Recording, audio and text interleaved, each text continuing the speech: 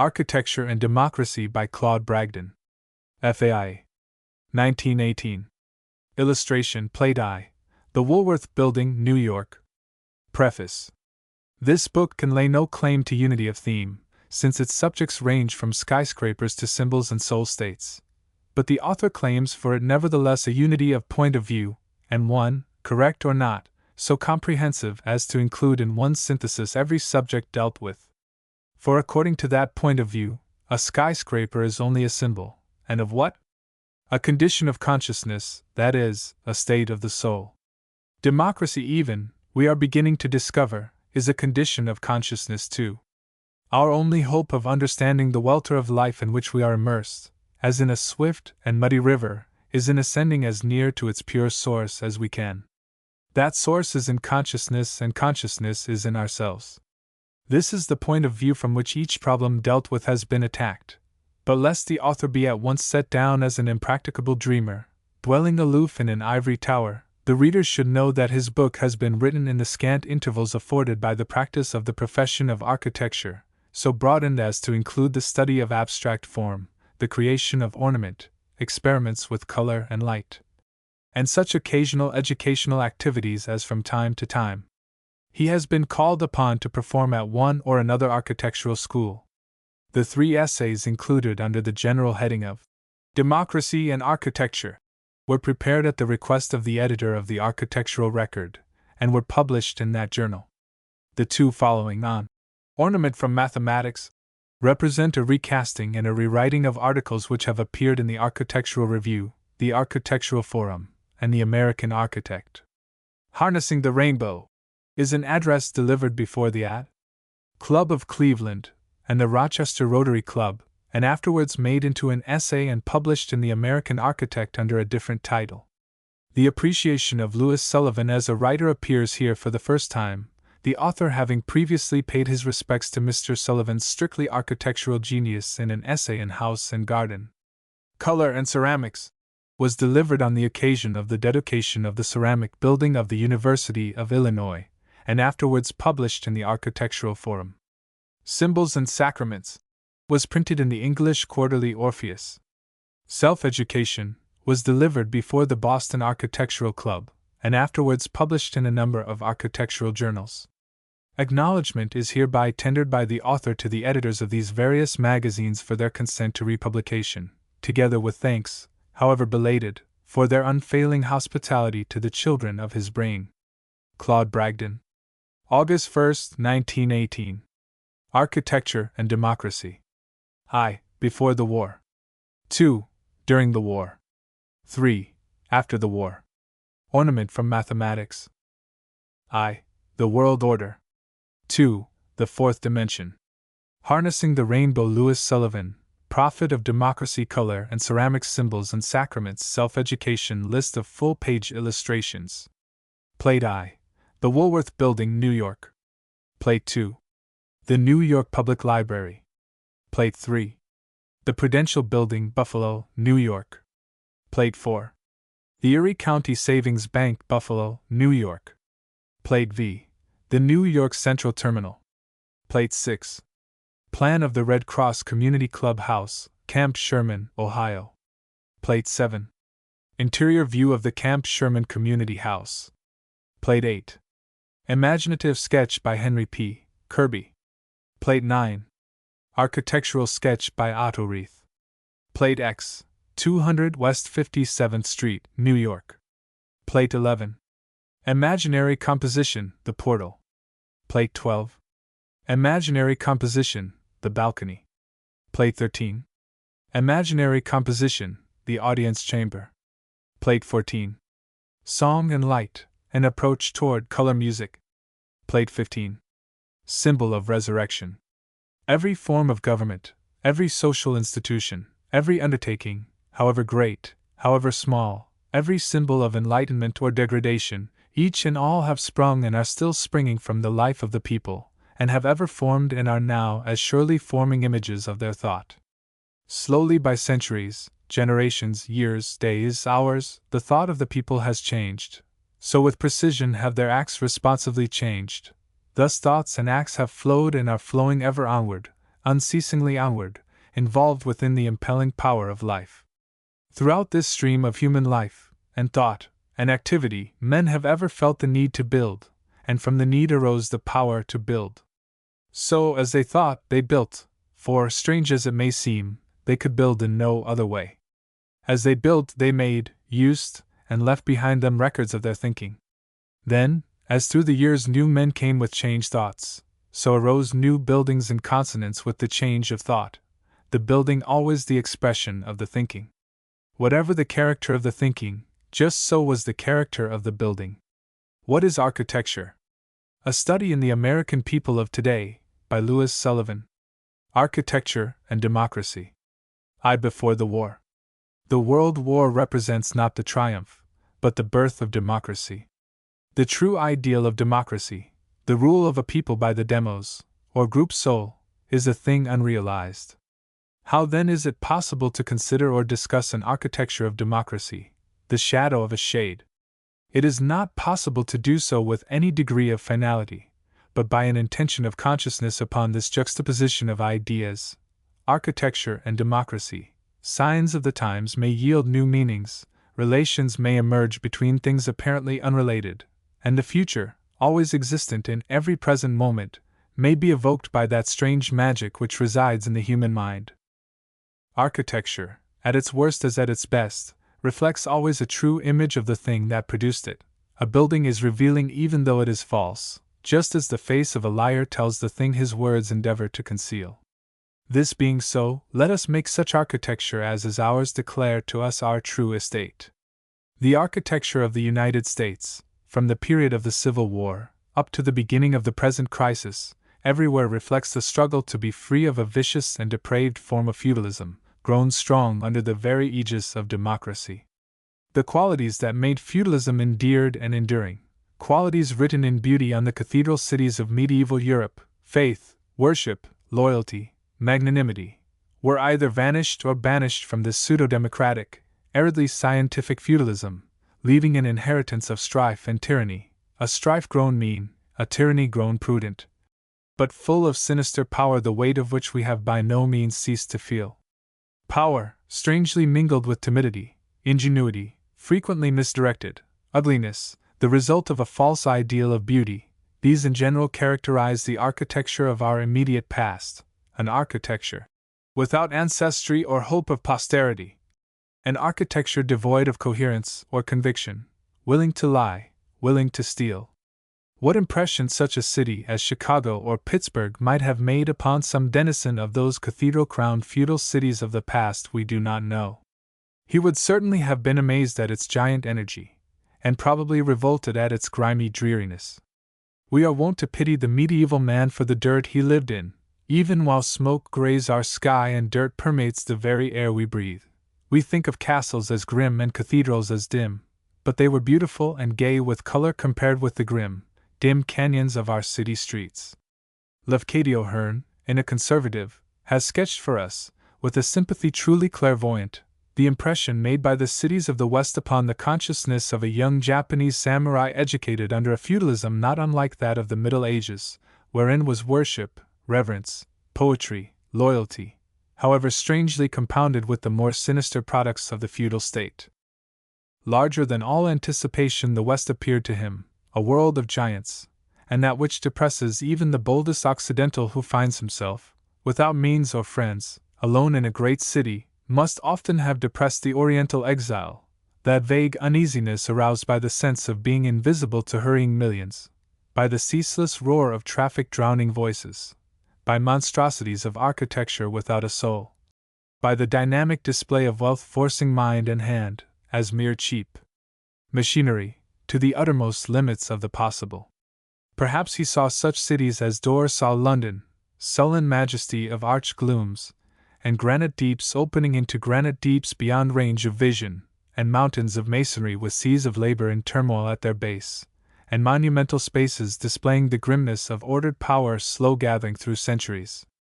Of beauty there was nothing to make appeal to him between those endless cliffs of stone which walled out the sunrise and the sunset, the sky and the wind. The view of our pre-war architecture thus sketchily presented is sure to be sharply challenged in certain quarters. But unfortunately for us all, this is no mere matter of opinion, it is a matter of fact. The buildings are there, open to observation, rooted to the spot, they cannot run away. Like criminals, caught with the goods, they stand, self-convicted, dirty with the soot of 1,000 chimneys, heavy with the spoils of vanished civilizations. Graft and greed stare at us out of their glazed windows, eyes behind which no soul can be discerned. There are doubtless extenuating circumstances. They want to be clean, they want to be honest, these monsters of the mere market. But they are nevertheless the unconscious victims of evils inherent in our transitional social state.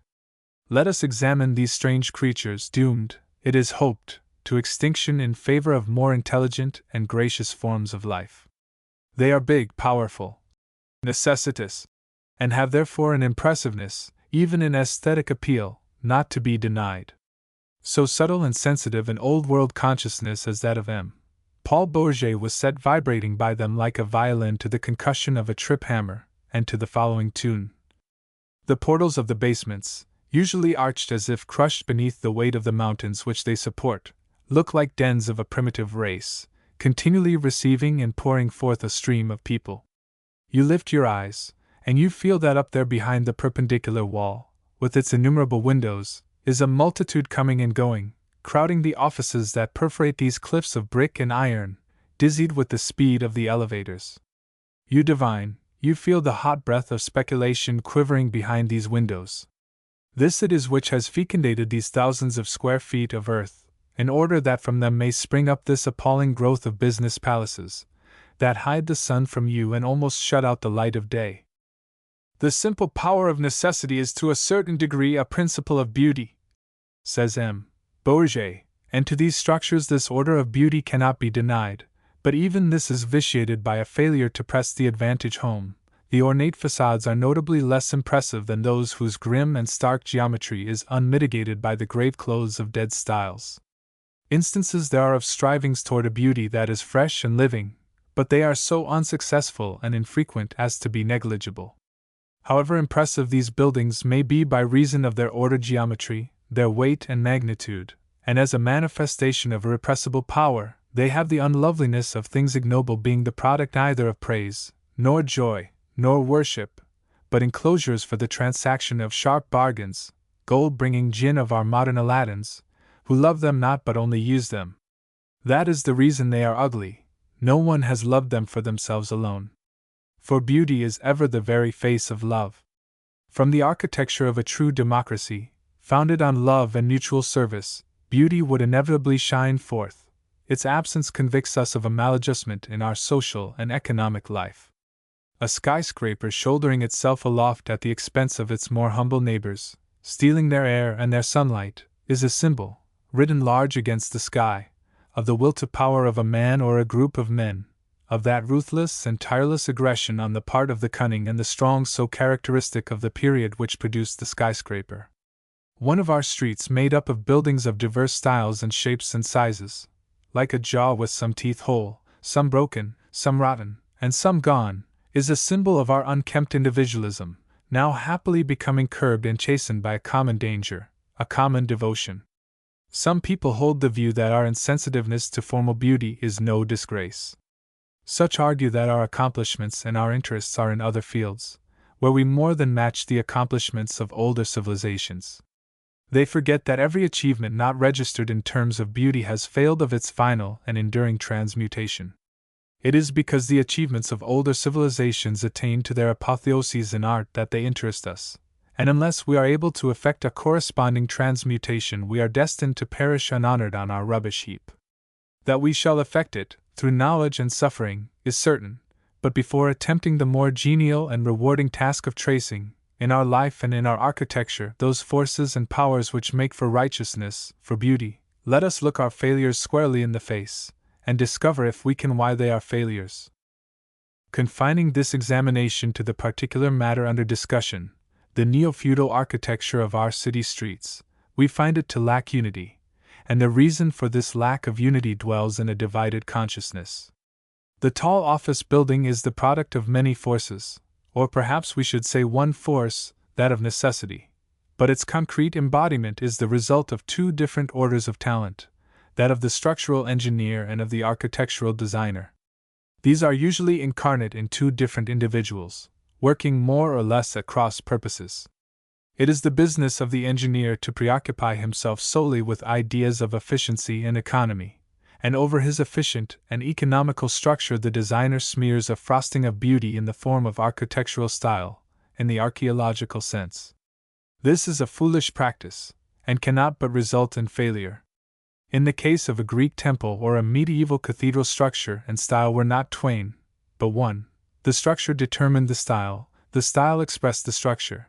But with us so divorced have the two things become that in a case known to the author, the structural framework of a great office building was determined and fabricated, and then architects were invited to submit designs for the exterior.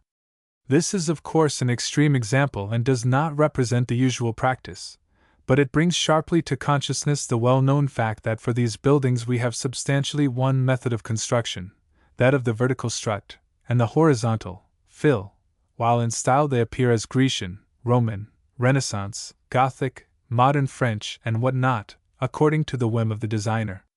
Illustration, Plate 2. The New York Public Library. With the modern tendency towards specialization, the natural outgrowth of necessity, there is no inherent reason why the bones of a building should not be devised by one man and its fleshly clothing by another, so long as they understand one another, and are in ideal agreement. But there is in general all too little understanding, and a confusion of ideas and aims.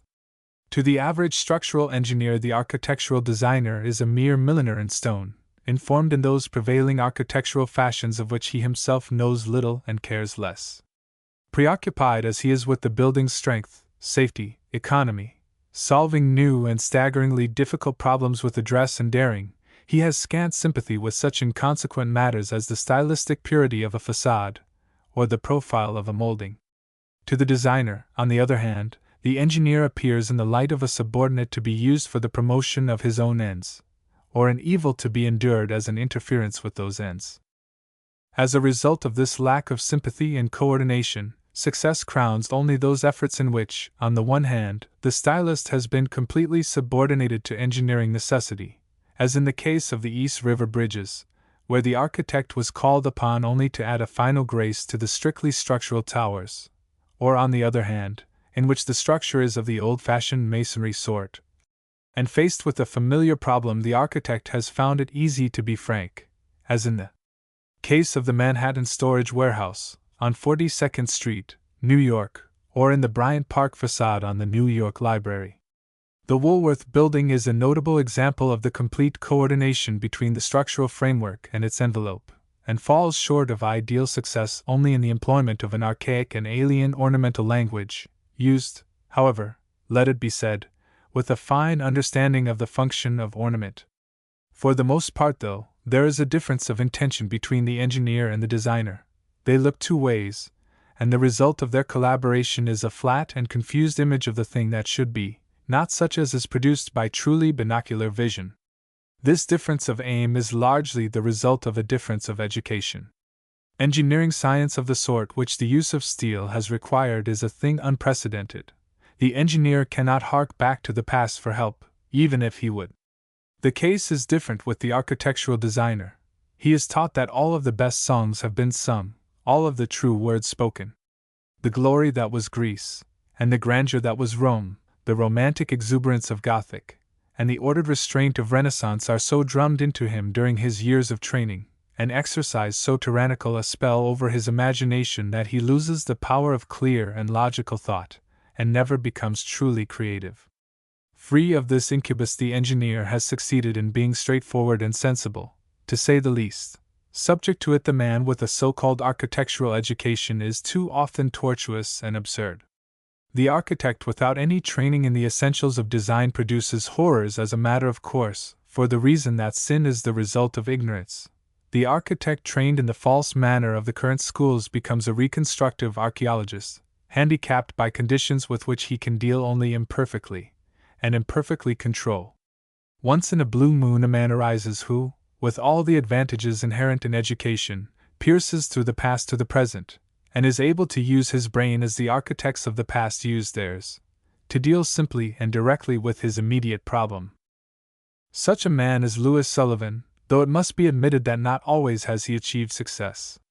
That success was so marked, however, in his treatment of the problem of the tall building, and exercised subconsciously such a spell upon the minds even of his critics and detractors, that it resulted in the emancipation of this type of building from an absurd and impossible convention, the practice, common before his time, of piling order upon order, like a house of cards, or by a succession of strongly marked string courses emphasizing the horizontal dimension of a vertical edifice, thus vitiating the finest effect of which such a building is capable.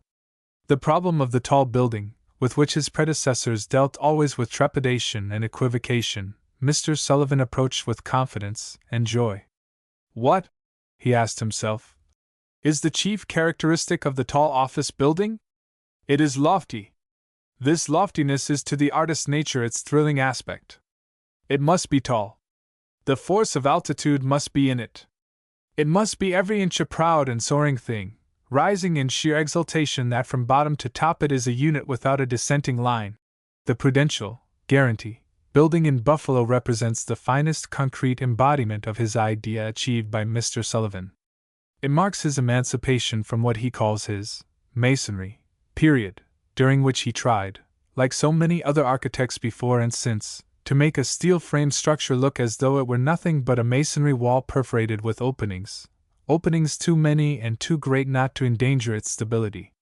The keen blade of Mr. Sullivan's mind cut through this contradiction, and in the Prudential building he carried out the idea of a protective casing so successfully that Montgomery Schuyler said of it, "I know of no steel-framed building in which the metallic construction is more palpably felt through the envelope of baked clay." Illustration, Plate 3. The Prudential Building, Buffalo, New York.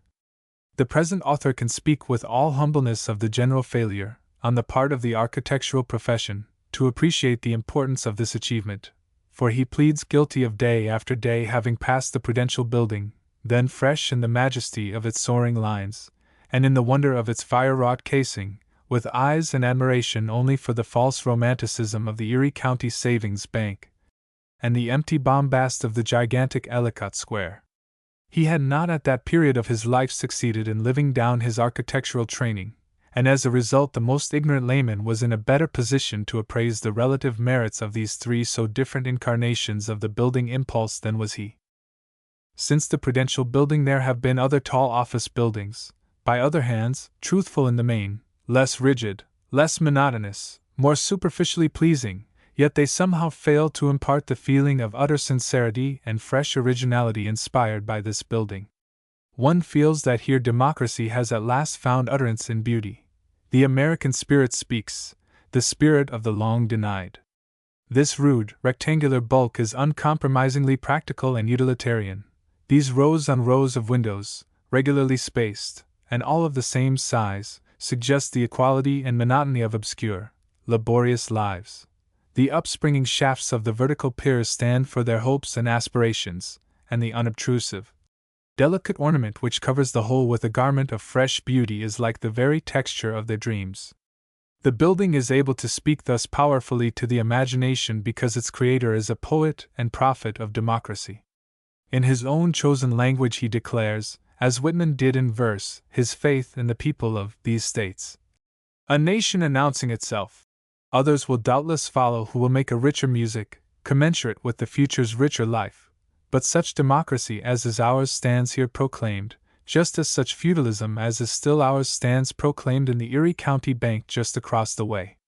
The massive rough stone walls of this building, its pointed towers and many dormered chateau-like roof unconsciously symbolize the attempt to impose upon the living present a moribund and alien order. Democracy is thus afflicted, and the fact must needs find architectural expression. In the field of domestic architecture these dramatic contrasts are less evident, less sharply marked. Domestic life varies little from age to age.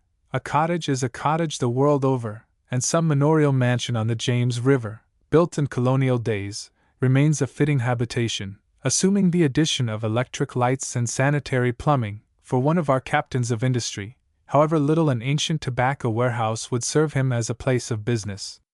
This fact is so well recognized that the finest type of modern country house follows, in general, this or some other equally admirable model, though it is amusing to note the millionaire's preference for a feudal castle, a French chateau, or an Italian villa of the decadence. The man of moderate means, so called, provides himself with no difficulty with a comfortable house, undistinguished but unpretentious, which fits him like a glove. There is a piazza towards the street, a bay window in the living room, a sleeping porch for the children, and a box of a garage for the flivver in the bit of a backyard. For the wage earner, the housing problem is not so easily nor so successfully solved. He is usually between the devil of the speculative builder and the deep sea of the predatory landlord, each intent upon taking from him the limit that the law allows and giving him as little as possible for his money. Going down the scale of indigence, we find an itinerancy amounting almost to homelessness, or houses so abject that they are an insult to the very name of home.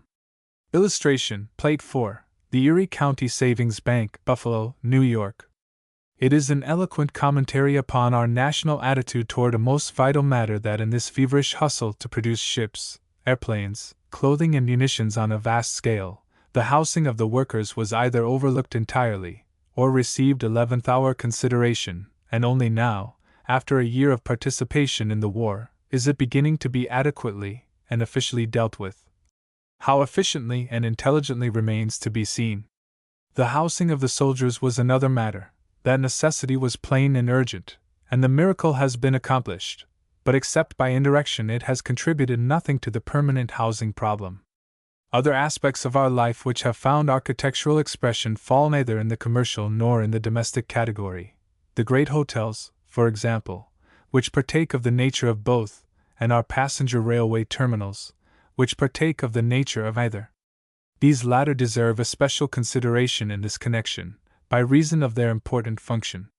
The railway is of the very essence of the modern, even though, with what sublime unreason, Imperial Rome is written large over New York's most magnificent portal.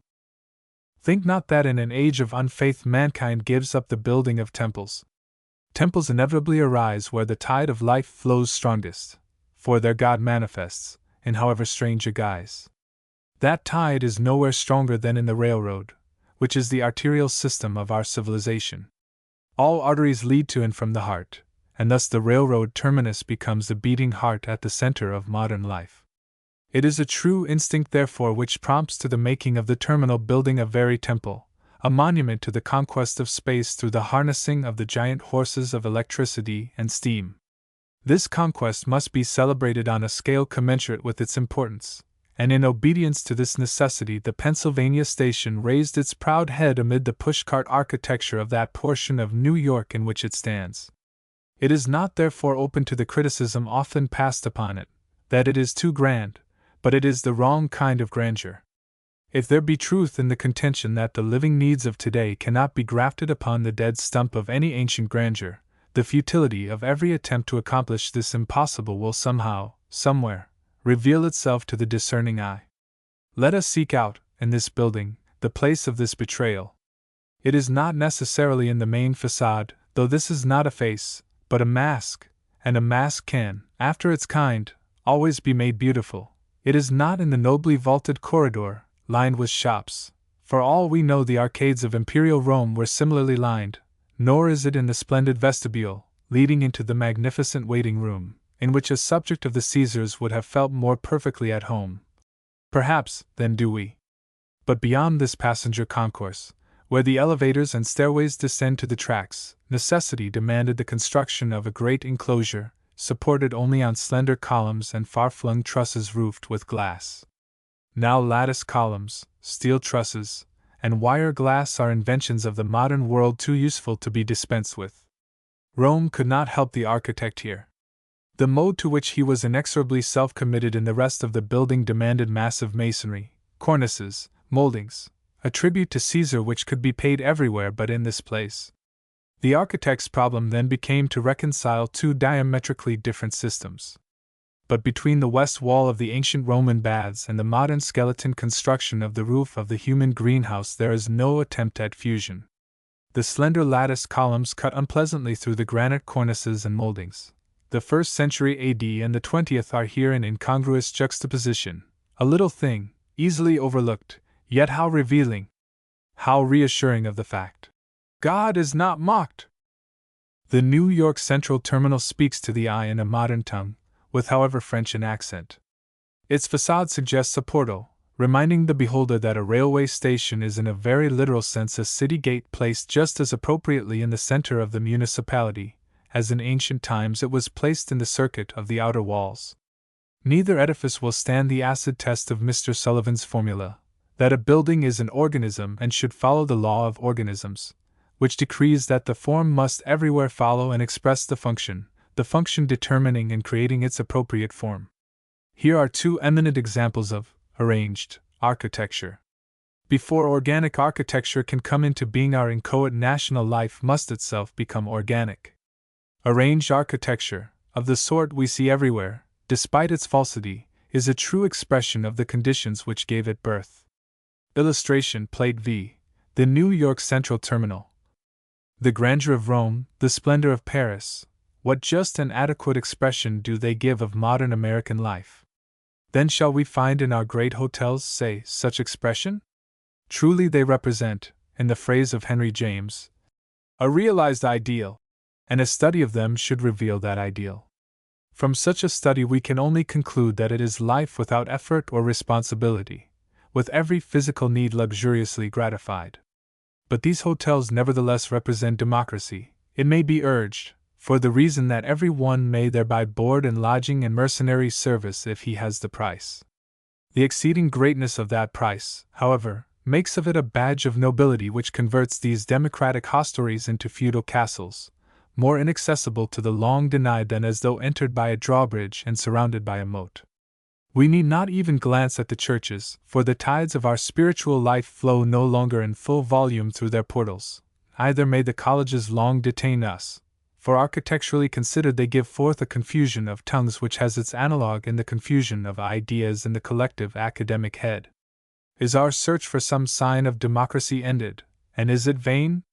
No, democracy exists in the secret heart of the people, all the people, but it is a thing so new, so strange, so secret and sacred, the ideal of brotherhood, that it is unmanifest yet in time and space.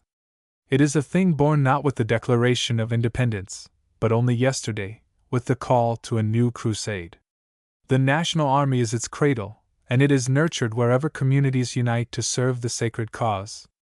Although menaced by the bloody sword of imperialism in Europe, it perhaps stands in no less danger from the secret poison of graft and greed and treachery here at home.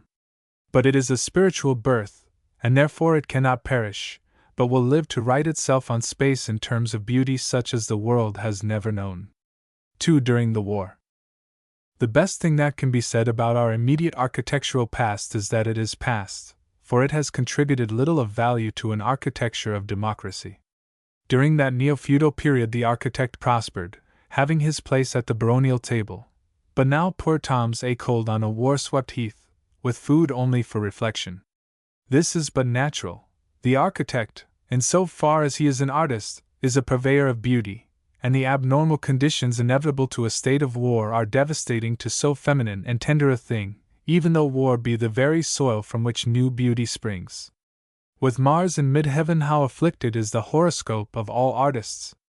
The skilled hand of the musician is put to coarser uses. The eye that learned its lessons from the sunset must learn the trick of making invisible warships and great guns. Let the architect serve the war god likewise, in any capacity that offers, confident that this troubling of the waters will bring about a new precipitation, that once the war is over, men will turn from those old, unhappy, far-off things to pastures beautiful and new. In whatever way the war may complicate the architect's personal problem, it should simplify and clarify his attitude toward his art. With no matter what seriousness and sincerity he may have undertaken his personal search for truth and beauty, he will come to question, as never before, both its direction and its results. He is bound to perceive, if he does not perceive already, that the war's arrestment of architecture, in all but its most utilitarian and ephemeral phases, is no great loss to the world for the reason that our architecture was uninspired, unoriginal, done without joy, without reverence, without conviction. A thing which any wind of a new spirit was bound to make appear foolish to a generation with sight rendered clairvoyant through its dedication to great and regenerative ends. He will come to perceive that between the Civil War and the crusade that is now upon us, we were under the evil spell of materialism. Now materialism is the very negation of democracy, which is a government by the demos, or oversoul. It is equally the negation of joy, the negation of reverence, and it is without conviction because it cannot believe even in itself. Reflecting thus, he can scarcely fail to realize that materialism, everywhere entrenched, was entrenched strongest in the camps of the rich, not the idle rich, for materialism is so terrible a taskmaster that it makes its votaries its slaves. These slaves, in turn, made a slave of the artist, a minister to their pride and pretense. His art thus lacked that sad sincerity, which alone might have saved it in a crisis. When the storm broke, militant democracy turned to the engineer, who produced buildings at record speed by the mile, with only such architectural assistance as could be first and easiest fished up from the dragnet of the draft. In one direction only does there appear to be open water. Toward the general housing problem, the architectural profession has been spurred into activity by reason of the war, and to its credit be it said, it is now thoroughly aroused. The American Institute of Architects sent a commissioner to England to study housing in its latest manifestations, and some of the ablest and most influential members of that organization have placed their services at the disposal of the government. Moreover, there is a manifest disposition, on the part of architects everywhere, to help in this matter all they can. The danger dwells in the possibility that their advice will not be heeded, their services not be fully utilized, but through chicanery, ignorance, or inanition, we will relapse into the tentative, expensively provisional, methods which have governed the housing of workers hitherto. Even so, architects will doubtless recapture, and more than recapture, their imperiled prestige, but under what changed conditions, and with what an altered attitude toward their art and their craft. They will find that they must unlearn certain things the schools had taught them: preoccupation with the relative merits of Gothic and Classic, Tweedledum and Tweedledee.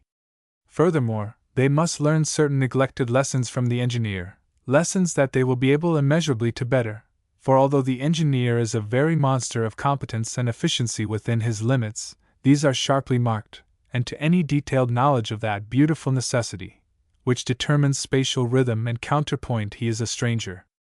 The ideal relation between architect and engineer is that of a happily wedded pair, strength married to beauty. In the period just past or passing they have been as disgruntled divorces. Illustration Plate 6. Plan of the Red Cross Community Club House, Camp Sherman, Ohio. The author has in mind one child of such a happy union brought about by the war. The building is the Red Cross Community Club House at Camp Sherman, which, in the pursuit of his destiny, and for the furtherance of his education, he inhabited for 2 memorable weeks. He learned there more lessons than a few, and encountered more tangled skeins of destiny than he is ever likely to unravel. The matter has so direct a bearing, both on the subject of architecture and of democracy, that it is worth discussing at some length. This clubhouse stands, surrounded by its tributary dormitories, on a government reservation, immediately adjacent to the camp itself, the whole constituting what is known as the community center. By the payment of $1 any soldier is free to entertain his relatives and friends there, and it is open to all the soldiers at all times. Because the iron discipline of the army is relaxed as soon as the limits of the camp are overpassed, the atmosphere is favorable to social life. The building occupies its acre of ground invitingly, though exteriorly of no particular distinction. It is the interior that entitles it to consideration as a contribution to an architecture of that new-born democracy of which our army camps have been the cradle. The plan of this interior is cruciform, 200 feet in each dimension. Built by the Red Cross of the state of Ohio, and dedicated to the larger uses of that organization, the symbolic appropriateness of this particular geometrical figure should not pass unremarked. The cross is divided into side aisles, nave, and crossing, with galleries and mezzanines so arranged as to shorten the arms of the cross in its upper stages, leaving the clear story surrounding the crossing unimpeded and well defined. The light comes for the most part from high windows, filtering down, in tempered brightness, to the floor. The bones of the structure are everywhere in evidence, and an element of its beauty, by reason of the admirably direct and logical arrangement of posts and trusses. The vertical walls are covered with plaster board of a light buff color, converted into good-sized panels by means of wooden strips finished with a thin gray stain. The structural woodwork is stained in similar fashion, the iron rods, straps, and bolts being painted black. This color scheme is completed and a little enlivened by red stripes and crosses placed at appropriate intervals in the general design. The building attained its final synthesis through the collaboration of a Cleveland architect and a National Army captain of engineers. It is so single in its appeal that one does not care to inquire too closely into the part of each in the performance. Both are in evidence, for an architect seldom succeeds in being so direct and simple, while an engineer seldom succeeds in being so gracious and altogether suave. Entirely aside from its aesthetic interests, based as this is on beauty of organism almost alone, the building is notable for the success with which it fulfills and coordinates its manifold functions, those of a dormitory, a restaurant, a ballroom, a theater, and a lounge. The arm of the cross containing the principal entrance accommodates the office, coat room, telephones, news and cigar stand, while leaving the central nave unimpeded, so that from the door one gets the unusual effect of an interior vista 200 feet long. The restaurant occupies the entire left transept, with a great brick fireplace at the far end. There is another fireplace in the center of the side of the arm beyond the crossing, that part which would correspond in a cathedral to the choir and apse being given over to the uses of a reading and writing room. The right transept forms a theater, on occasion, terminating as it does with a stage. The central floor spaces are kept everywhere free except in the restaurant, the sides and angles being filled in with leather-covered sofas, wicker and wooden chairs and tables, arranged in groups favorable to comfort and conversation. 2 stairways, at the right and left of the restaurant, give access to the ample balcony and to the bedrooms, which occupy 3 of the 4 ends of the arms of the cross at this level. The appearance and atmosphere of this great interior is inspiring, particularly of an evening, when it is thronged with soldiers and civilian guests. The strains of music, the hum of many voices, the rhythmic shuffle on the waxed floor of the feet of the dancers, these eminently social sounds mingle and lose themselves in the spaces of the roof, like the voice of many waters. Tobacco smoke ascends like incense, blue above the prevailing green-brown of the crowd, shot here and there with brighter colors from the women's hats and dresses, in the kaleidoscopic shifting of the dance. Long parallel rows of orange lights, grouped low down on the lofty pillars, reflect themselves on the polished floor, and like the patina of time on painted canvas impart to the entire animated picture an incomparable tone. For the lighting, either by accident or by inspiration, is an achievement of the happiest, an example of the friendliness of fate to him who attempts a free solution of his problem. The brackets consist merely of a cruciform arrangement of plain pine boards about each column, with the end grain painted red. On the underside of each arm of the cross is a single electric bulb enclosed within an orange-colored shade to kill the glare. The light makes the bare wood of the fixture appear incandescent, defining its geometry in rose color with the most beautiful effect.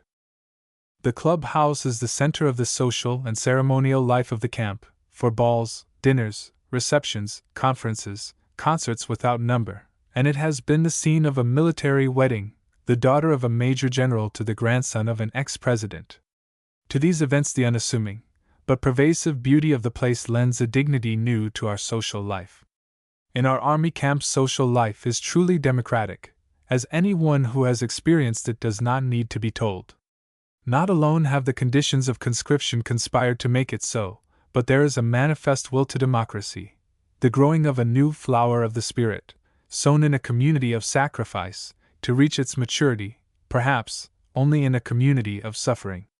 The author may seem to have overpraised this community clubhouse. With the whole country to draw from for examples, it may well appear fatuous to concentrate the reader's attention, for so long, on a building in a remote part of the Middle West, cheap, temporary, and requiring only 21 days for its erection. But of the transvaluation of values brought about by the war, this building is an eminent example. It stands in symbolic relation to the times. It represents what may be called the architecture of service. It is among the first of the new temples of the new democracy, dedicated to the uses of simple, rational social life. Notwithstanding that it fills a felt need, common to every community, there is nothing like it in any of our towns and cities. There are only such poor and partial substitutes as the hotel, the saloon, the dance hall, the lodge room, and the club. It is scarcely conceivable that the men and women who have experienced its benefits and its beauty should not demand and have similar buildings in their own hometowns. Illustration, Plate 7. Interior of the Camp Sherman Community House. Beyond the oasis of the Community Club House at Camp Sherman stretch the cantonments, a Euclidean nightmare of bare boards, black roofs, and ditches, making grim vistas of straight lines. This is the architecture of need in contradistinction to the architecture of greed, symbolized in the shop window prettiness of those sanitary suburbs of our cities created by the real estate agent and the speculative builder. Neither contain any enduring element of beauty. But the love of beauty in one form or another exists in every human heart, and if too long or too rigorously denied, it finds its own channels of fulfillment. This desire for self-expression through beauty is an important, though little remarked phenomenon of these mid-war times. At the camps it shows itself in the efforts of men of specialized tastes and talents to get together and form dramatic organizations, glee clubs, and orchestras, and more generally by the disposition of the soldiers to sing together at work and play and on the march. The renaissance of poetry can be interpreted as a revulsion against the prevailing prosiness.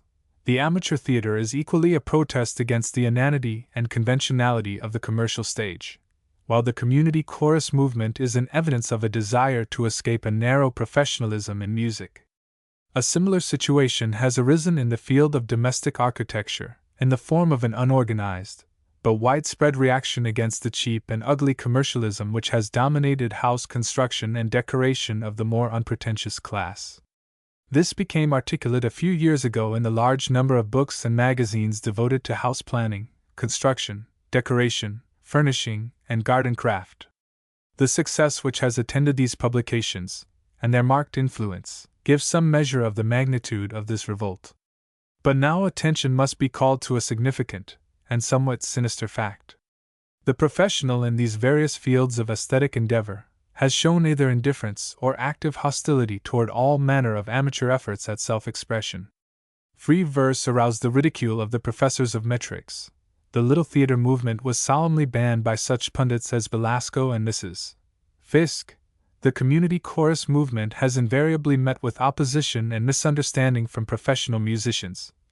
And with few exceptions, the more influential architects have remained aloof from the effort to give skilled architectural assistance to those who cannot afford to pay them 10%. Thus, everywhere do we discover a deadening hand laid upon the self-expression of the democratic spirit through beauty. Its enemies are of its own household.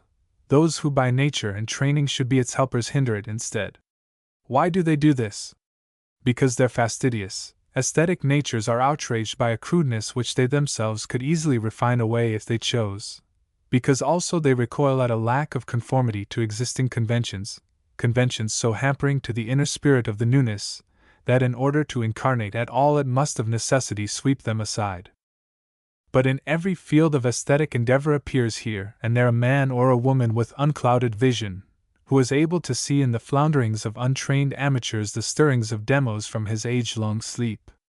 These, often forsaking paths more profitable, lend their skilled assistance, not seeking to impose the ancient outworn forms upon the newness, but by a transfusion of consciousness permitting it to create forms of its own. Such a one, in architecture, Louis Sullivan has proved himself, in music Harry Barnhart, who evokes the very spirit of song from any random crowd. The demos found voice first in the poetry of Walt Whitman, who has a successor in Vachel Lindsay, the man who walked through Kansas, trading poetry for food and lodging, teaching the farmers' sons and daughters to intone his stirring odes to Pocahontas, General Booth, and Old John Brown. Isadora Duncan, Gordon Craig, Maeterlinck, Scribe Bean are perhaps too remote from the spirit of democracy, too tinged with old-world aestheticism, to be included in this particular category, but all are image breakers, liberators, and have played their part in the preparation of the field for an art of democracy. To the architect falls the task, in the new dispensation, of providing the appropriate material environment for its new life. If he holds the old ideas and cherishes the old convictions current before the war, he can do nothing but reproduce their forms and fashions. For architecture, in the last analysis, is only the handwriting of consciousness on space, and materialism has written there already all that it has to tell of its failure to satisfy the mind and heart of man. However beautiful old forms may seem to him, they will declare their inadequacy to generations free of that mist of familiarity which now makes life obscure. If, on the other hand, submitting himself to the inspiration of the demos, he experiences a change of consciousness, he will become truly and newly creative. His problem, in other words, is not to interpret democracy in terms of existing idioms, be they classic or romantic, but to experience democracy in his heart and let it create and determine its new forms through him. It is not for him to impose, it is for him to be imposed upon. The passive master lent his hand to the vast soul that o'er him planned, says Emerson in The Problem, a poem which seems particularly addressed to architects, and which every one of them would do well to learn by heart. If he is at a loss to know where to go, and what to do in order to be played upon by these great forces, let him direct his attention to the army and the army camps. Here the spirit of democracy is already incarnate. These soldiers, violently shaken free from their environment, stripped of all but the elemental necessities of life, facing a sinister destiny beyond a human shark-infested ocean, are today the fortunate of earth by reason of their realization of brotherhood, not as a beautiful theory, but as a blessed fact of experience. They will come back with ideas that they cannot utter, with memories that they cannot describe. They will have dreamed dreams and seen visions, and their hearts will stir to potencies for which materialism has not even a name. The future of the country will be in their young hands. Will they recreate, from its ruins, the faithless and loveless feudalism from which the war set them free? No, they will seek only for self-expression, the expression of that aroused and indwelling spirit which shall create the new, the true democracy. And because it is a spiritual thing, it will come clothed in beauty, that is, it will find its supreme expression through the forms of art. The architect who assists in the emprise of weaving this garment will be supremely blessed, but only he who has kept the vigil with prayer and fasting will be supremely qualified. 3. After the war. When the old world is sterile and the ages are effete, he will from wrecks and sediment the fairer world complete. The world's soul. Emerson. He whom the world's soul forbids to despair cannot but hope, and he who hopes tries ever to imagine that fairer world, yearning for birth beyond this interval of blood and tears. Prophecy, to all but the anointed, is dangerous and uncertain, but even so, the author cannot forbear attempting to provision the architecture likely to arise from the wrecks and sediment left by the war. As a basis for this forecast, it is necessary first of all briefly to classify the expression of the building impulse from what may be called the psychological point of view. Broadly speaking, there are not 5 orders of architecture, nor 50, but only 2, arranged and organic. These correspond to the 2 terms of that inevitable duality, which bisects life. Talent and genius, reason and intuition, bromide and sulfite are some of the names we know them by. Arranged architecture is reasoned and artificial, produced by talent, governed by taste. Organic architecture, on the other hand, is the product of some obscure inner necessity for self-expression which is subconscious. It is as though nature herself, through some human organ of her activity, had addressed herself to the service of the sons and daughters of men. Arranged architecture in its finest manifestations is the product of a pride, a knowledge, a competence, a confidence staggering to behold. It seems to say of the works of nature, "I'll show you a trick worth 2 of that." For the subtlety of nature's geometry, and for her infinite variety and unexpectedness, arranged architecture substitutes a Euclidean system of straight lines and, for the most part, circular curves, assembled and arranged according to a definite logic of its own. It is created but not creative, it is imagined but not imaginative. Organic architecture is both creative and imaginative. It is non-Euclidean in the sense that it is higher dimensional, that is, it suggests extension in directions and into regions where the spirit finds itself at home, but of which the senses give no report to the brain. Illustration, Plate 8. Imaginative sketch by Henry P. Kirby. To make the whole thing clearer, it may be said that arranged and organic architecture bear much the same relation to one another that a piano bears to a violin. A piano is an instrument that does not give forth discords if one follows the rules. A violin requires absolutely an ear, an inner rectitude. It has a way of betraying the man of talent and glorifying the genius, becoming one with his body and his soul. Of course, it stands to reason that there is not always a hard and fast differentiation between these two orders of architecture, but there is one sure way by which each may be recognized and known. If the function appears to have created the form, and if everywhere the form follows the function, changing as that changes, the building is organic. If, on the contrary, the house confines the spirit, if the building presents not a face but however beautiful a mask, it is an example of arranged architecture. The Gothic cathedrals of the heart of Europe, now the place of Armageddon, represent the most perfect and powerful incarnation of the organic spirit in architecture. After the decadence of medieval feudalism, synchronous with that of monasticism, the arranged architecture of the Renaissance acquired the ascendant. This was coincident with the rise of humanism, when life became increasingly secular. During the post-Renaissance, or scientific period, of which the war probably marks the close, there has been a confusion of tongues. Architecture has spoken only alien or dead languages, learned by rote.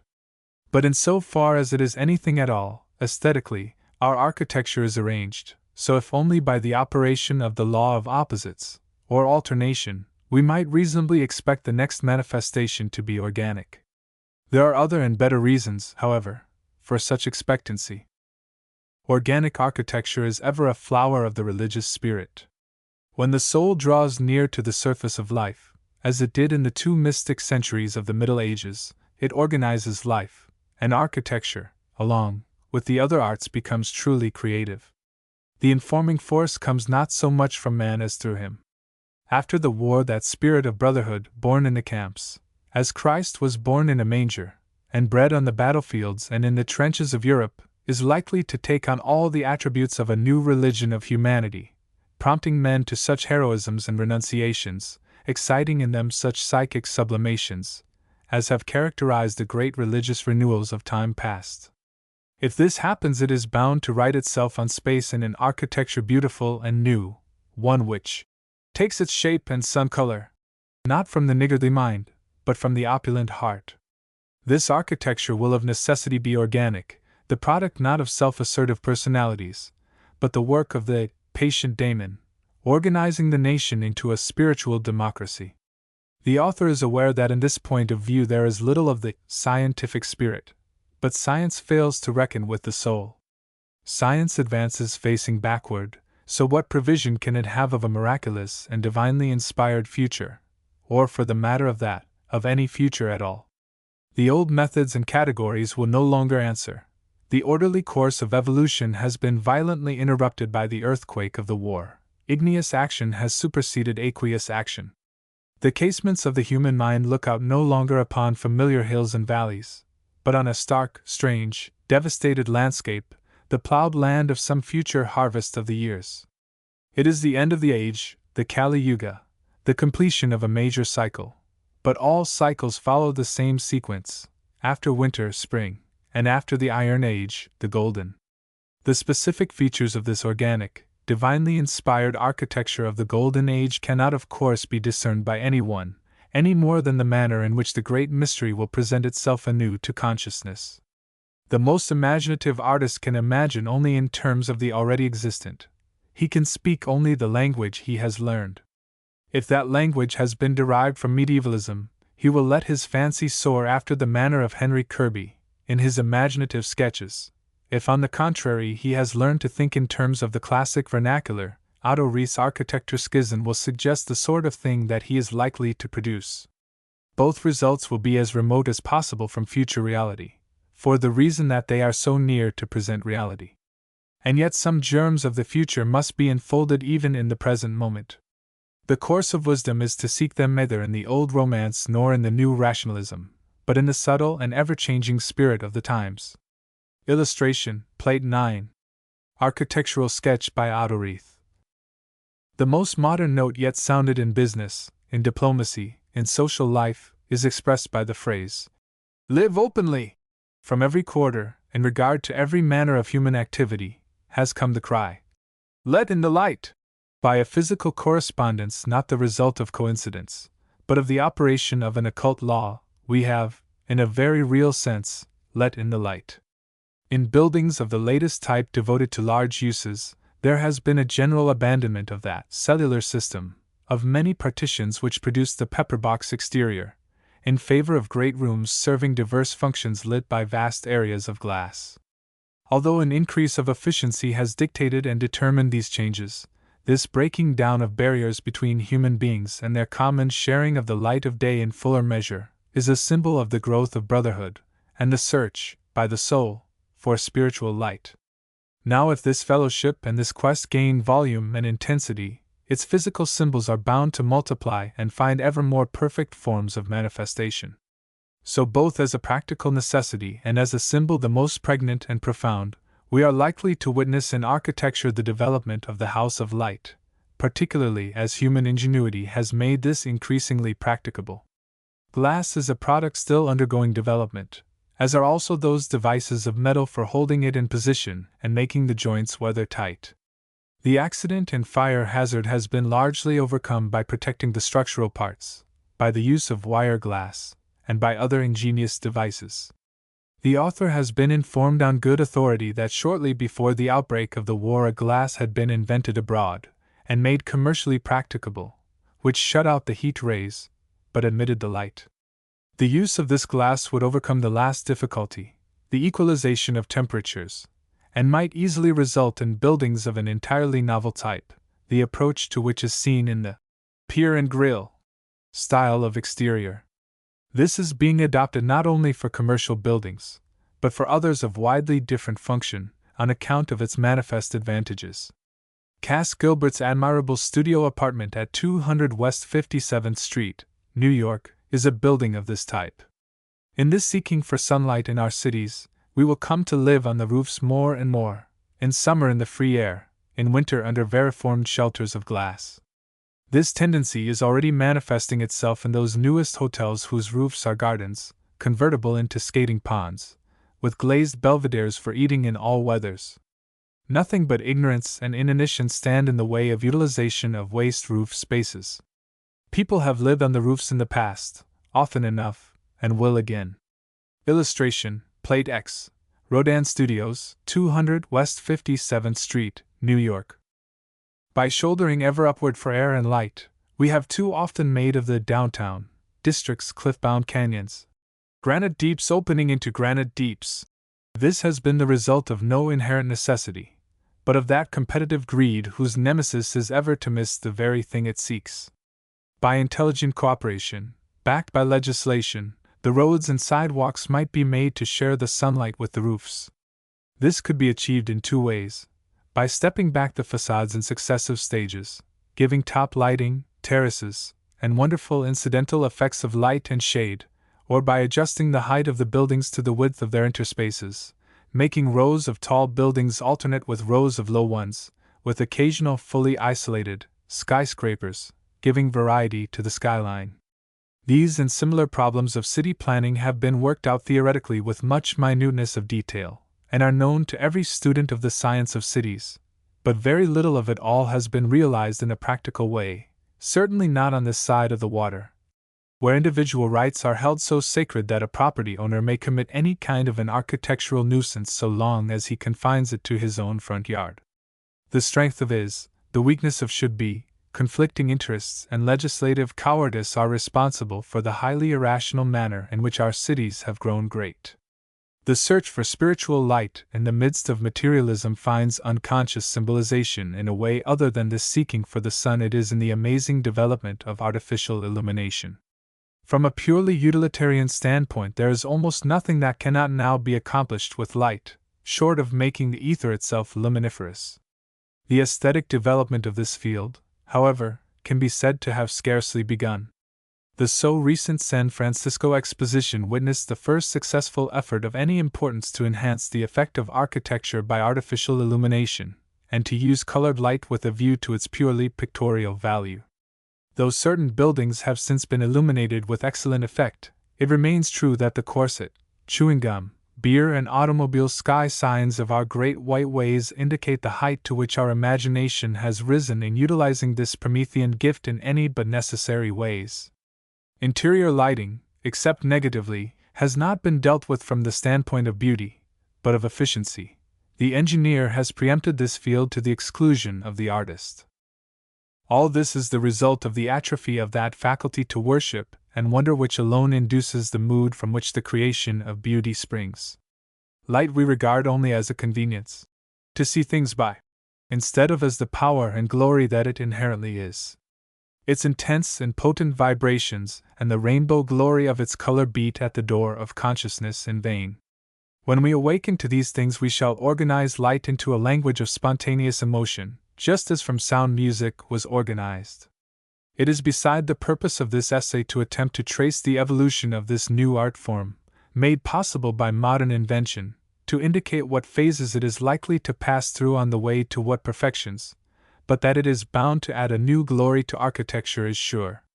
This will come about in two ways: directly, by giving color, quality, subtlety to outdoor and indoor lighting, and indirectly by educating the eye to color values, as the ear has been educated by music, thus creating a need for more color everywhere. As light is the visible symbol of an inner radiance, so is color the sign manual of happiness, of joy. Our cities are so dun and drab in their outward aspects, by reason of the weight of care that burdens us down. We decry the happy irresponsibility of the savage, and the patient contentment of the Oriental with his lot, but both are able to achieve marvels of color in their environment beyond the compass of civilized man. The glory of medieval cathedral windows is a still living confutation of the belief that in those far-off times the human heart was sad. Architecture is the index of the inner life of those who produced it, and whenever it is colorful, that inner life contains an inner joy. In the coming golden age, life will be joyous, and if it is joyous, color will come into architecture again. Our psychological state even now alone prevents it, for we are rich in materials and methods to make such polychromy possible. In an article in a recent number of the Architectural Record, Mr. Leon V. Solon, writing from an entirely different point of view, divines this tendency, and expresses the opinion that color is again renascent. This tendency is so marked, and this opinion is so shared, that we may look with confidence toward a color evolution in architectural art. The question of the character of what may be called the ornamental mode of the architecture of the New Age is of all questions the most obscure. Evolution along the lines of the already existent does not help us here, for we are utterly without any ornamental mode from which a new and better might conceivably evolve. Nothing so betrays the spiritual bankruptcy of the end of the Iron Age as this. The only light on this problem which we shall find dwells in the realm of metaphysics rather than in the world of material reality. Ornament, more than any other element of architecture, is deeply psychological. It is an externalization of an inner life. This is so true that any time-worn fragment out of the past when art was a language can usually be assigned to its place and its period, so eloquent is it of a particular people and a particular time. Could we therefore detect and understand the obscure movement of consciousness in the modern world, we might gain some clue to the language it would later find. It is clear that consciousness is moving away from its absorption in materiality because it is losing faith in materialism. Clairvoyance, psychism, the recrudescence of mysticism, of occultism, these signs of the times are straws which show which way the wind now sets, and indicate that the modern mind is beginning to find itself at home in what is called the fourth dimension. The phrase is used here in a different sense from that in which the mathematician uses it, but oddly enough, four-dimensional geometry provides the symbols by which some of these occult and mystical ideas may be realized by the rational mind. One of the most engaging and inspiring of these ideas is that the personal self is a projection on the plane of materiality of a metaphysical self, or soul, to which the personal self is related as is the shadow of an object to the object itself. Now this coincides remarkably with the idea implicit in all higher space speculation, that the figures of solid geometry are projections on a space of 3 dimensions, of corresponding 4-dimensional forms. All ornament is in its last analysis geometrical, sometimes directly so, as in the system developed by the Moors. Will the psychology of the new dispensation find expression through some adaptation of four-dimensional geometry? The idea is far from absurd, by reason of the decorative quality inherent in many of the regular hypersolids of four-dimensional space when projected upon solid and plane space. If this suggestion seems too fanciful, there is still recourse to the law of analogy in finding the thing we seek. Every fresh religious impulse has always developed a symbology through which its truths are expressed and handed down. These symbols, woven into the very texture of the life of the people, are embodied by them in their ornamental mode. The sculpture of a Greek temple is a picture book of Greek religion. The ornamentation of a Gothic cathedral is a veritable Bible of the Christian faith. Almost all of the most beautiful and enduring ornaments have first been sacred symbols: the swastika, the eye of Buddha, the shield of David, the wheel, the lotus, and the cross. Now that twilight of the world, following the war, perhaps will witness an Avatara, the coming of a world teacher who will rebuild on the one broad and ancient foundation that temple of truth which the folly and ignorance of man is ever tearing down. A material counterpart of that temple will in that case afterward arise. Thus will be born the architecture of the future, and the ornament of that architecture will tell, in a new set of symbols, the story of the rejuvenation of the world. In this provisioning of architecture after the war, the author must not be understood to mean that these things will be realized directly after. Architecture, from its very nature, is the most sluggish of all the arts to respond to the natural magic of the quick-moving mind. It is Caliban, not Ariel. Following the war, the nation will be for a time depleted of manpower, burdened with debt, prostrate, exhausted. But in that time of reckoning will come reflection, penitence. And I'll be wise hereafter, and seek for grace.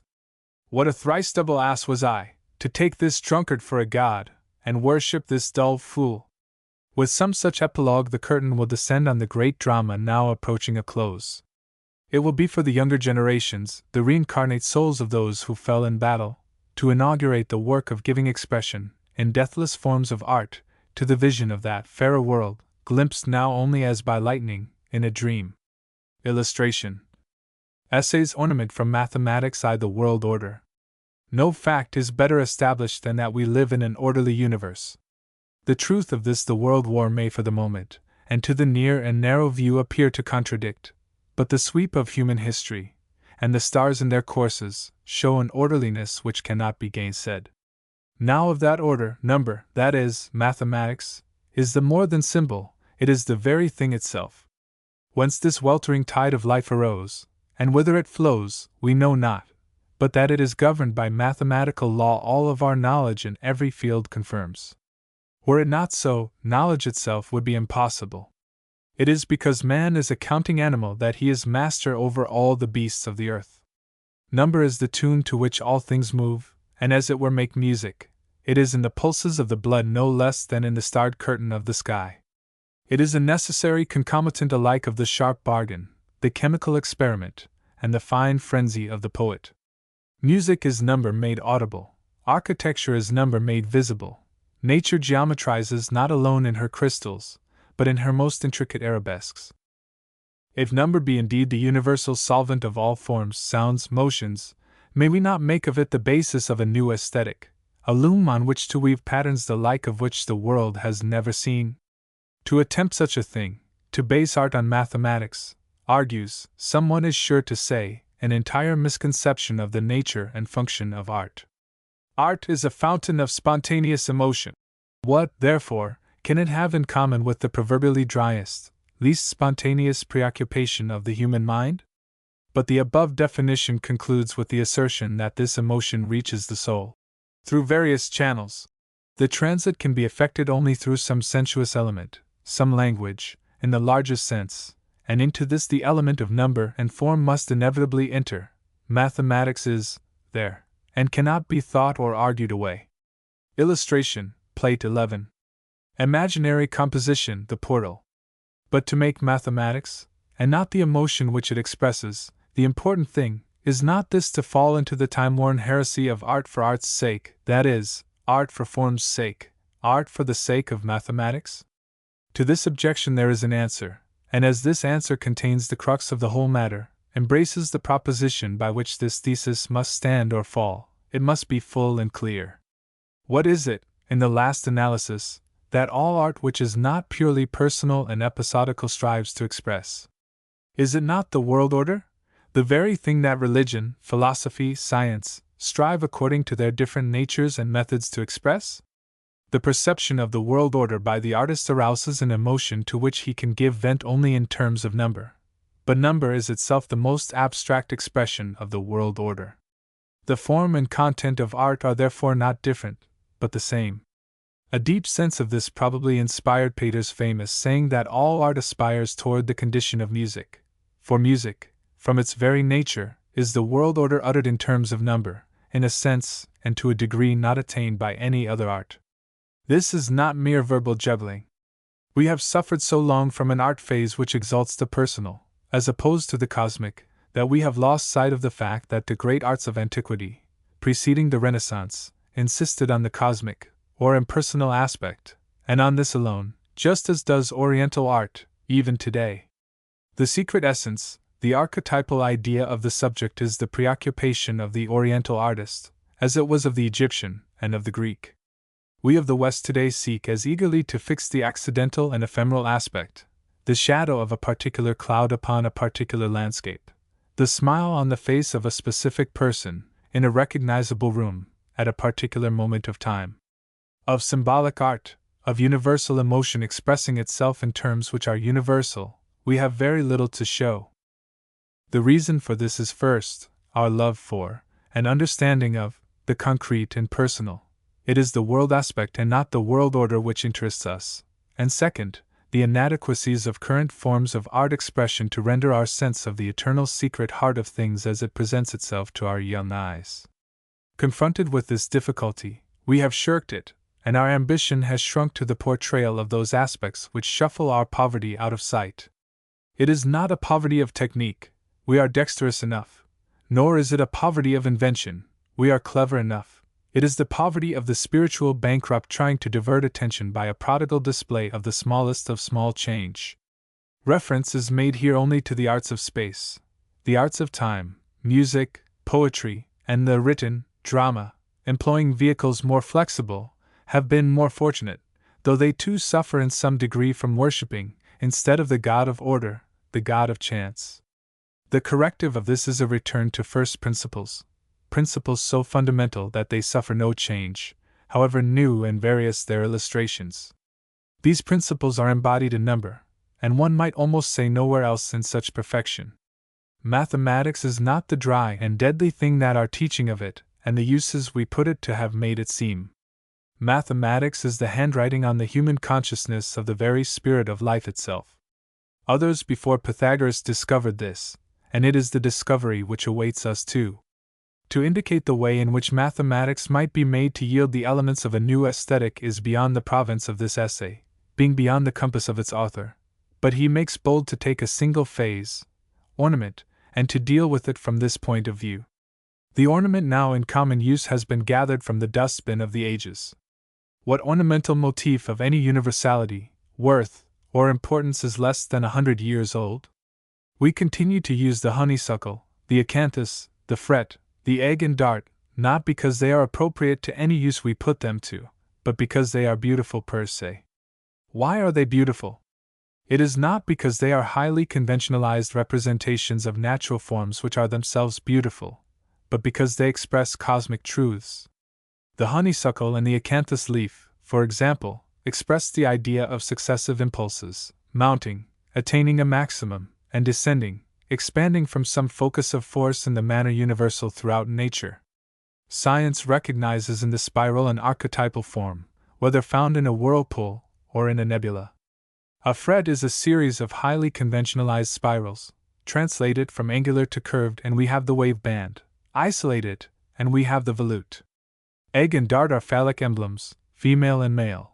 Or, if you prefer, as ellipse and straight line, they are symbols of finite existence contrasted with infinity. Figure 1. Illustration, Figure 1.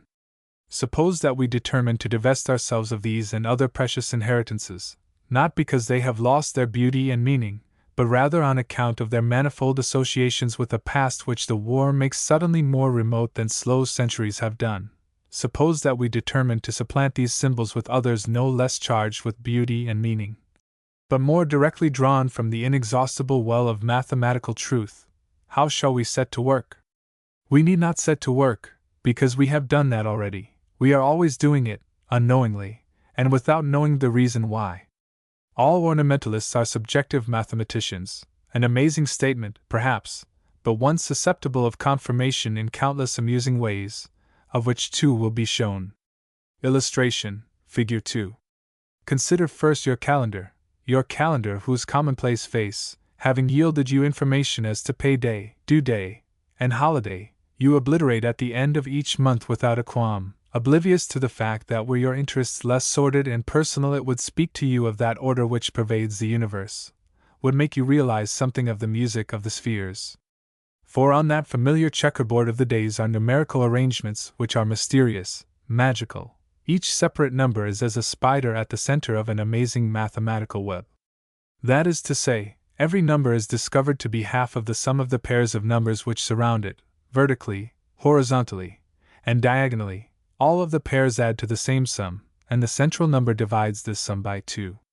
A graphic indication of this fact on the calendar face by means of a system of intersecting lines yields that form of classic grilled deer to the heart of every tyro draftsman. Figure 2. Here is an evident relation between mathematical fact and ornamental mode, whether the result of accident, or by reason of some subconscious connection between the creative and the reasoning part of the mind. To show, by means of an example other than this acrostic of the days, how the pattern-making instinct follows unconsciously in the groove traced out for it by mathematics, the attention of the reader is directed to the design of the old colonial bedspread shown in Figure 3. Adjacent to this, in the upper right-hand corner, is a magic square of 4. That is, all of the columns of figures of which it is composed, vertical, horizontal, and diagonal add to the same sum, 34.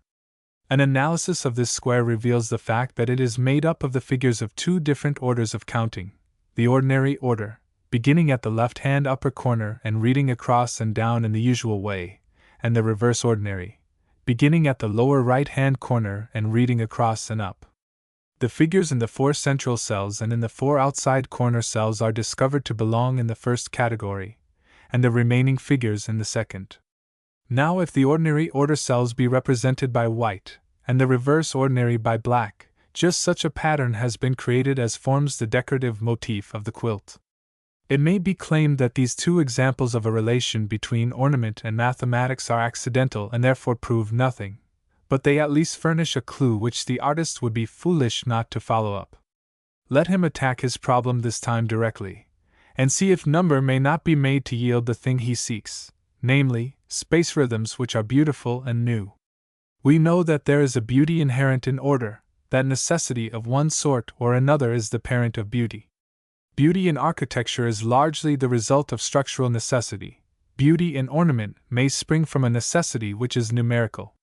It is clear that the arrangement of numbers in a magic square is necessitous. They must be placed in a certain way in order that the summation of every column shall be the same. The problem then becomes to make that necessity reveal itself to the eye. Now most magic squares contain a magic path, discovered by following the numbers from cell to cell in their natural order. Because this is a necessitous line, it should not surprise us that it is frequently beautiful as well. Illustration, Figure 3. The left-hand drawing in Figure 4 represents the smallest aggregation of numbers that is capable of magic square arrangement.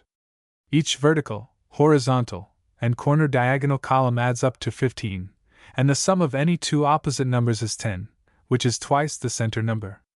The magic path is the endless line developed by following, freehand, the numbers in their natural order, from 1 to 9 and back to 1 again.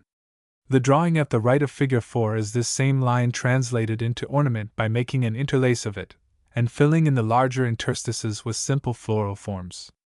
This has been executed in white plaster, and made to perform the function of a ventilating grill.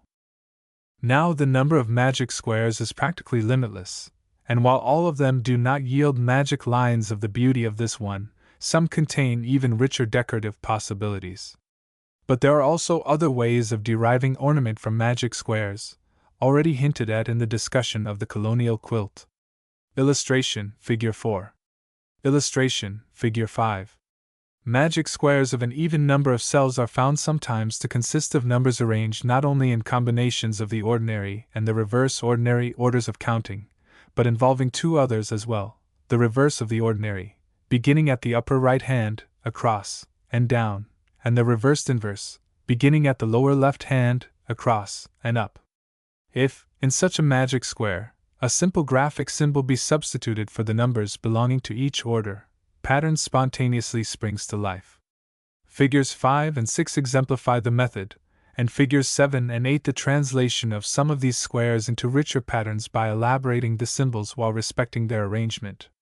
By only a slight stretch of the imagination, the beautiful pierced stone screen from Ravenna shown in Figure 9 might be conceived of as having been developed according to this method, although of course it was not so in fact.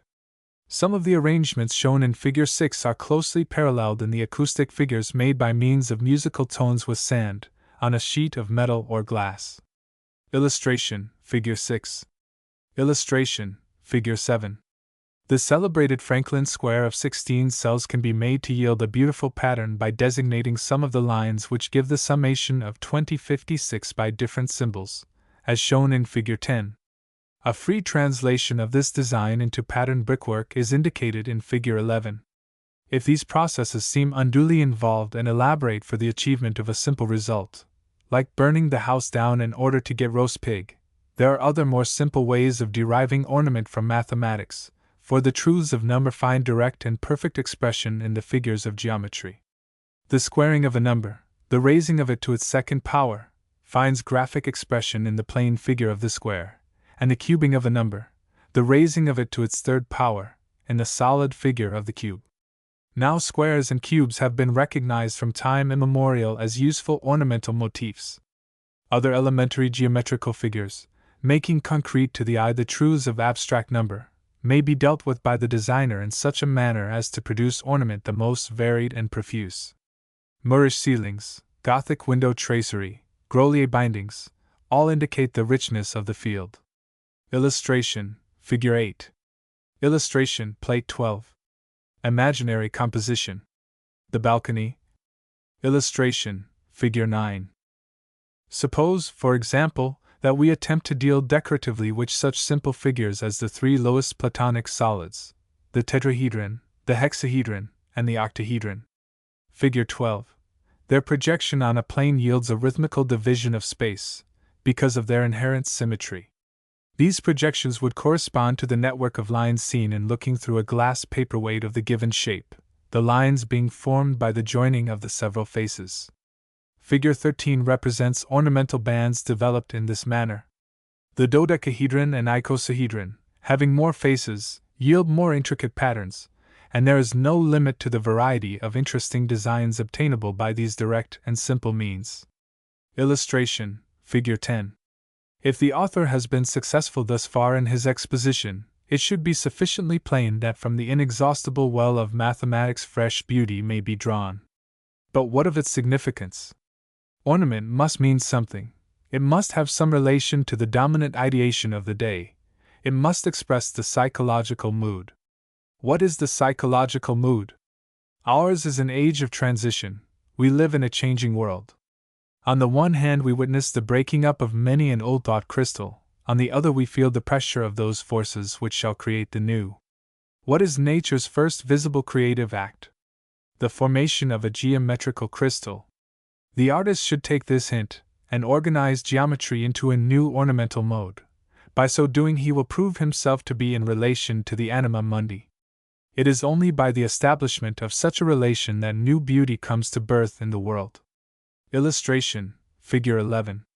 Ornament in its primitive manifestations is geometrical rather than naturalistic. This is in a manner strange, that the abstract and metaphysical things should precede the concrete and sensuous. It would be natural to suppose that man would first imitate the things which surround him, but the most cursory acquaintance with primitive art shows that he is much more apt to crudely geometrize. Now it is not necessary to assume that we are to revert to the conditions of savagery in order to believe that in this matter of a sound aesthetic we must begin where art has always begun, with number and geometry. Nevertheless, there is a subtly ironic view which one is justified in holding in regard to quite obvious aspects of American life, in the light of which that life appears to have rather more in common with savagery than with culture. Illustration, Figure 12. Illustration, Figure 13. The submersion of scholarship by athletics in our colleges is a case in point, the contest of muscles exciting much more interest and enthusiasm than any contest of wits. We persist in the savage habit of devouring the corpses of slain animals long after the necessity for it is past, and some even murder innocent wild creatures, giving to their ferocity the name of sport. Our women bedeck themselves with furs and feathers, the fruit of mercenary and systematic slaughter. We perform orgiastic dances to the music of horns and drums and cymbals. In short, we have the savage psychology without its vital religious instinct, and its sure decorative sense for color and form. But this is of course true only of the surface and sunlit shadows of the great democratic tide. Its depths conceal every kind of subtlety and sophistication, high endeavor, and a response to beauty and wisdom of a sort far removed from the amoeba stage of development above sketched. Of this latter stage the simple figures of Euclidean plane and solid geometry, figures which any child can understand, are the appropriate symbols, but for that other more developed state of consciousness, less apparent but more important, these will not do. Something more sophisticated and recondite must be sought for if we are to have an ornamental mode capable of expressing not only the simplicity but the complexity of present-day psychology. This need not be sought for outside the field of geometry, but within it, and by an extension of the methods already described. There is an altogether modern development of the science of mathematics, the geometry of 4 dimensions. This represents the emancipation of the mind from the tyranny of mere appearances, the turning of consciousness in a new direction. It has therefore a high symbolical significance as typifying that movement away from materialism which is so marked a phenomenon of the times. Of course, to those whose notion of the 4th dimension is akin to that of a friend of the author who described it as a wagon load of bungholes, the idea of getting from it any practical advantage cannot seem anything but absurd. There is something about this form of words, the 4th dimension, which seems to produce a sort of mental phobia in certain minds, rendering them incapable of perception or reason. Such people, because they cannot stick their cane into it, contend that the 4th dimension has no mathematical or philosophical validity. As ignorance on this subject is very general, the following essay will be devoted to a consideration of the 4th dimension and its relation to a new ornamental mode. Illustration. To the 4th dimension. The subject of the 4th dimension is not an easy one to understand. Fortunately, the artist in design does not need to penetrate far into these fascinating halls of thought in order to reap the advantage which he seeks. Nevertheless, an intention of mind upon this fairy tale of mathematics cannot fail to enlarge his intellectual and spiritual horizons, and develop his imagination, that finest instrument in all his chest of tools. By way of introduction to the subject, Professor James Burney Shaw, in an article in the Scientific Monthly, has this to say. Up to the period of the Reformation, algebraic equations of more than the 3rd degree were frowned upon as having no real meaning, since there is no 4th power or dimension. But about 100 years ago this chimera became an actual existence, and today it is furnishing a new world to physics, in which mechanics may become geometry, time be coordinated with space, and every geometric theorem in the world is a physical theorem in the experimental world in study in the laboratory. Startling indeed it is to the scientist to be told that an artificial dream world of the mathematician is more real than that he sees with his galvanometers, ultramicroscopes, and spectroscopes. It matters little that he replies, "Your 4-dimensional world is only an analytic explanation of my phenomena." For the fact remains a fact, that in the mathematician's 4-dimensional space there is a space not derived in any sense of the term as a residue of experience, however powerful a distillation of sensations or perceptions be resorted to, for it is not contained at all in the fluid that experience furnishes. It is a product of the creative power of the mathematical mind, and its objects are real in exactly the same way that the cube, the square, the circle, the sphere, or the straight line. We are enabled to see with the penetrating vision of the mathematical insight that no less real and no more real are these fantastic forms of the world of relativity than those supposed to be uncreatable or indestructible in the play of the forces of nature. These fantastic forms alone need concern the artist.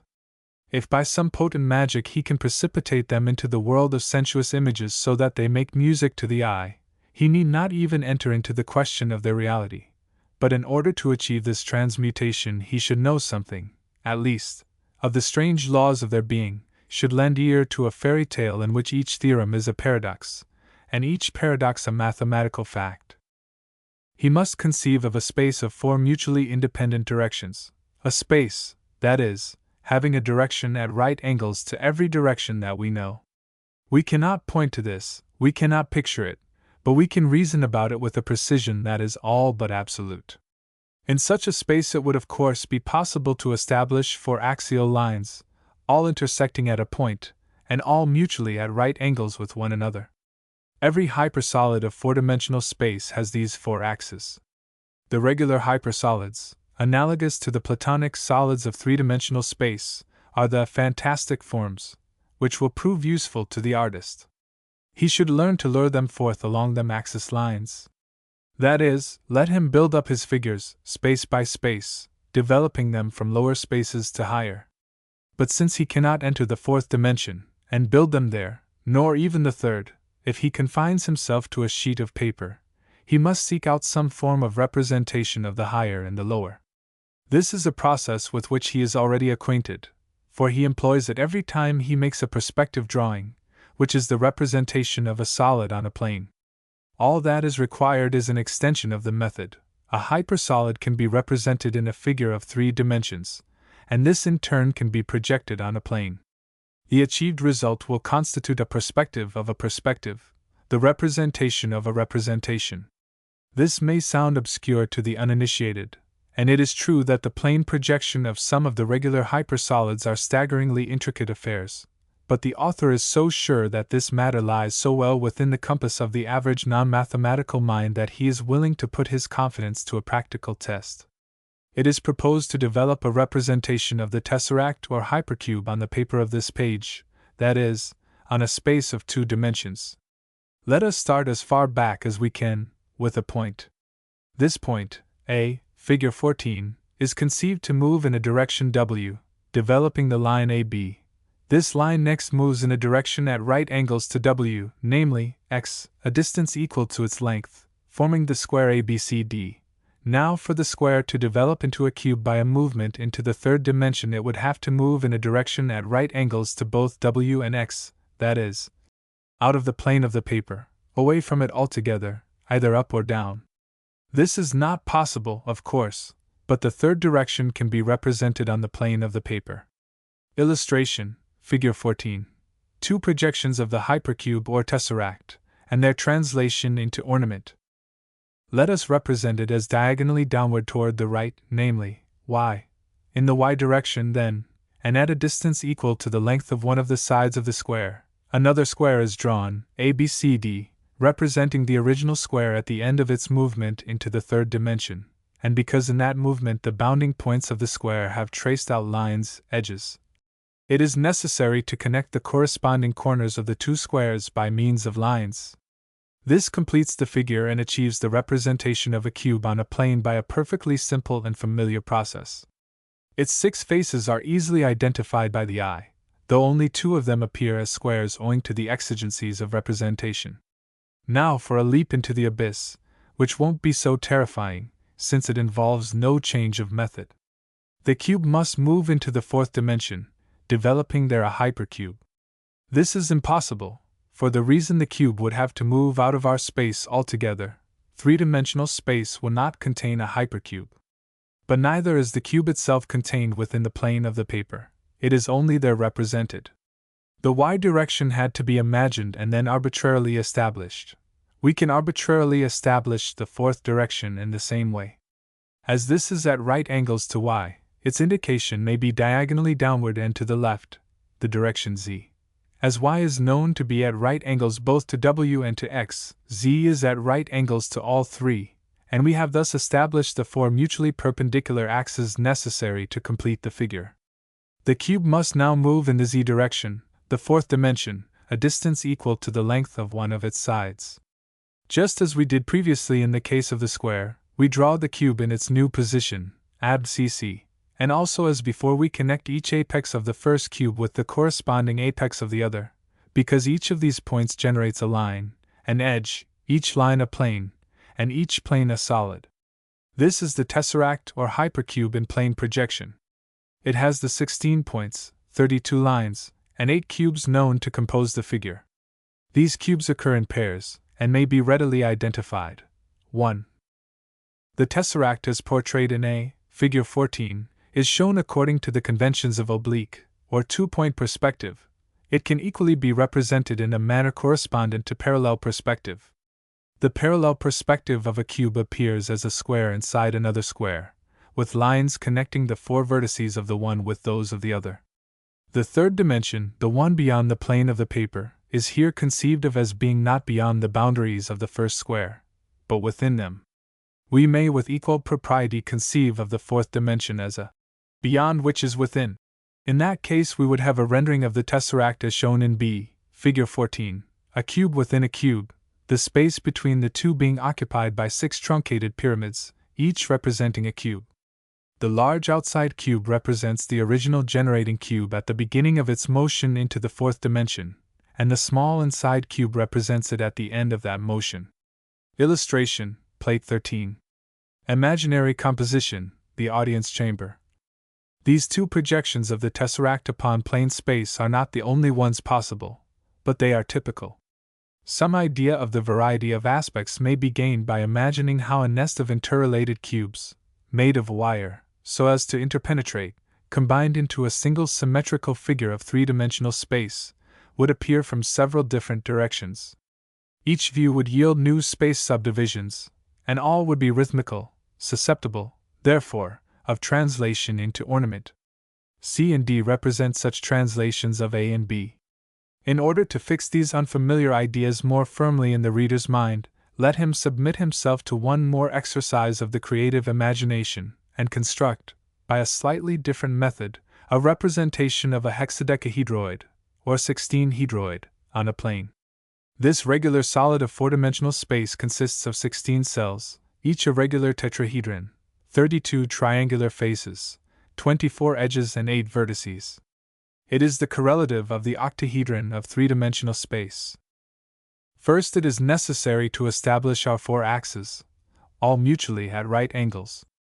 If we draw 3 lines intersecting at a point, subtending angles of 60 degrees each, it is not difficult to conceive of these lines as being at right angles with one another in three-dimensional space. The fourth axis we will assume to pass vertically through the point of intersection of the 3 lines, so that we see it only in cross-section, that is, as a point. It is important to remember that all of the angles made by the 4 axes are right angles, a thing possible only in a space of 4 dimensions. Because the 16-hedroid is a symmetrical hypersolid, all of its 8 apexes will be equidistant from the center of a containing hypersphere, whose surface these will intersect at symmetrically disposed points. These apexes are established in our representation by describing a circle, the plane projection of the hypersphere, about the central point of intersection of the axis. Figure 15 left, where each of these intersects the circle and apex of the 16-hedroid will be established. From each apex it is now necessary to draw straight lines to every other, each line representing one edge of the 16 tetrahedral cells. But because the 2 ends of the fourth axis are directly opposite one another, and opposite the point of sight, all of these lines fail to appear in the left-hand diagram. It therefore becomes necessary to tilt the figure slightly, bringing into view the fourth axis, much foreshortened, and with it, all of the lines which make up the figure. The result is that projection of the 16-hedroid shown at the right of figure 15. 2. Here is no fortuitous arrangement of lines and areas, but the shadow, cast by an archetypal figure of higher space upon the plane of our materiality. It is a wonder, a mystery, staggering to the imagination, contradictory to experience, but as well entitled to a place at the high court of reason as are any of the more familiar figures with which geometry deals. Translated into ornament, it produces such an all-over pattern as is shown in Figure 16 and the design which adorns the curtains at right and left of PL 13. There are also other interesting projections of the 16 hedroid which need not be gone into here. Illustration, Figure 15. Direct view axis shown by heavy lines, tilted view apexes shown by circles, the 16 hedroid in plane projection. For if the author has been successful in his exposition up to this point, it should be sufficiently plain that the geometry of 4 dimensions is capable of yielding fresh and interesting ornamental motifs. In carrying his demonstration farther, and in multiplying illustrations, he would only be going over ground already covered in his book Projective Ornament, and in his second Scammon lecture. Of course, this elaborate mechanism for producing quite obvious and even ordinary decorative motifs may appear to some readers like Goldberg's Nightmare Mechanics, wherein the most absurd and intricate devices are made to accomplish the most simple ends. The author is undisturbed by such criticisms.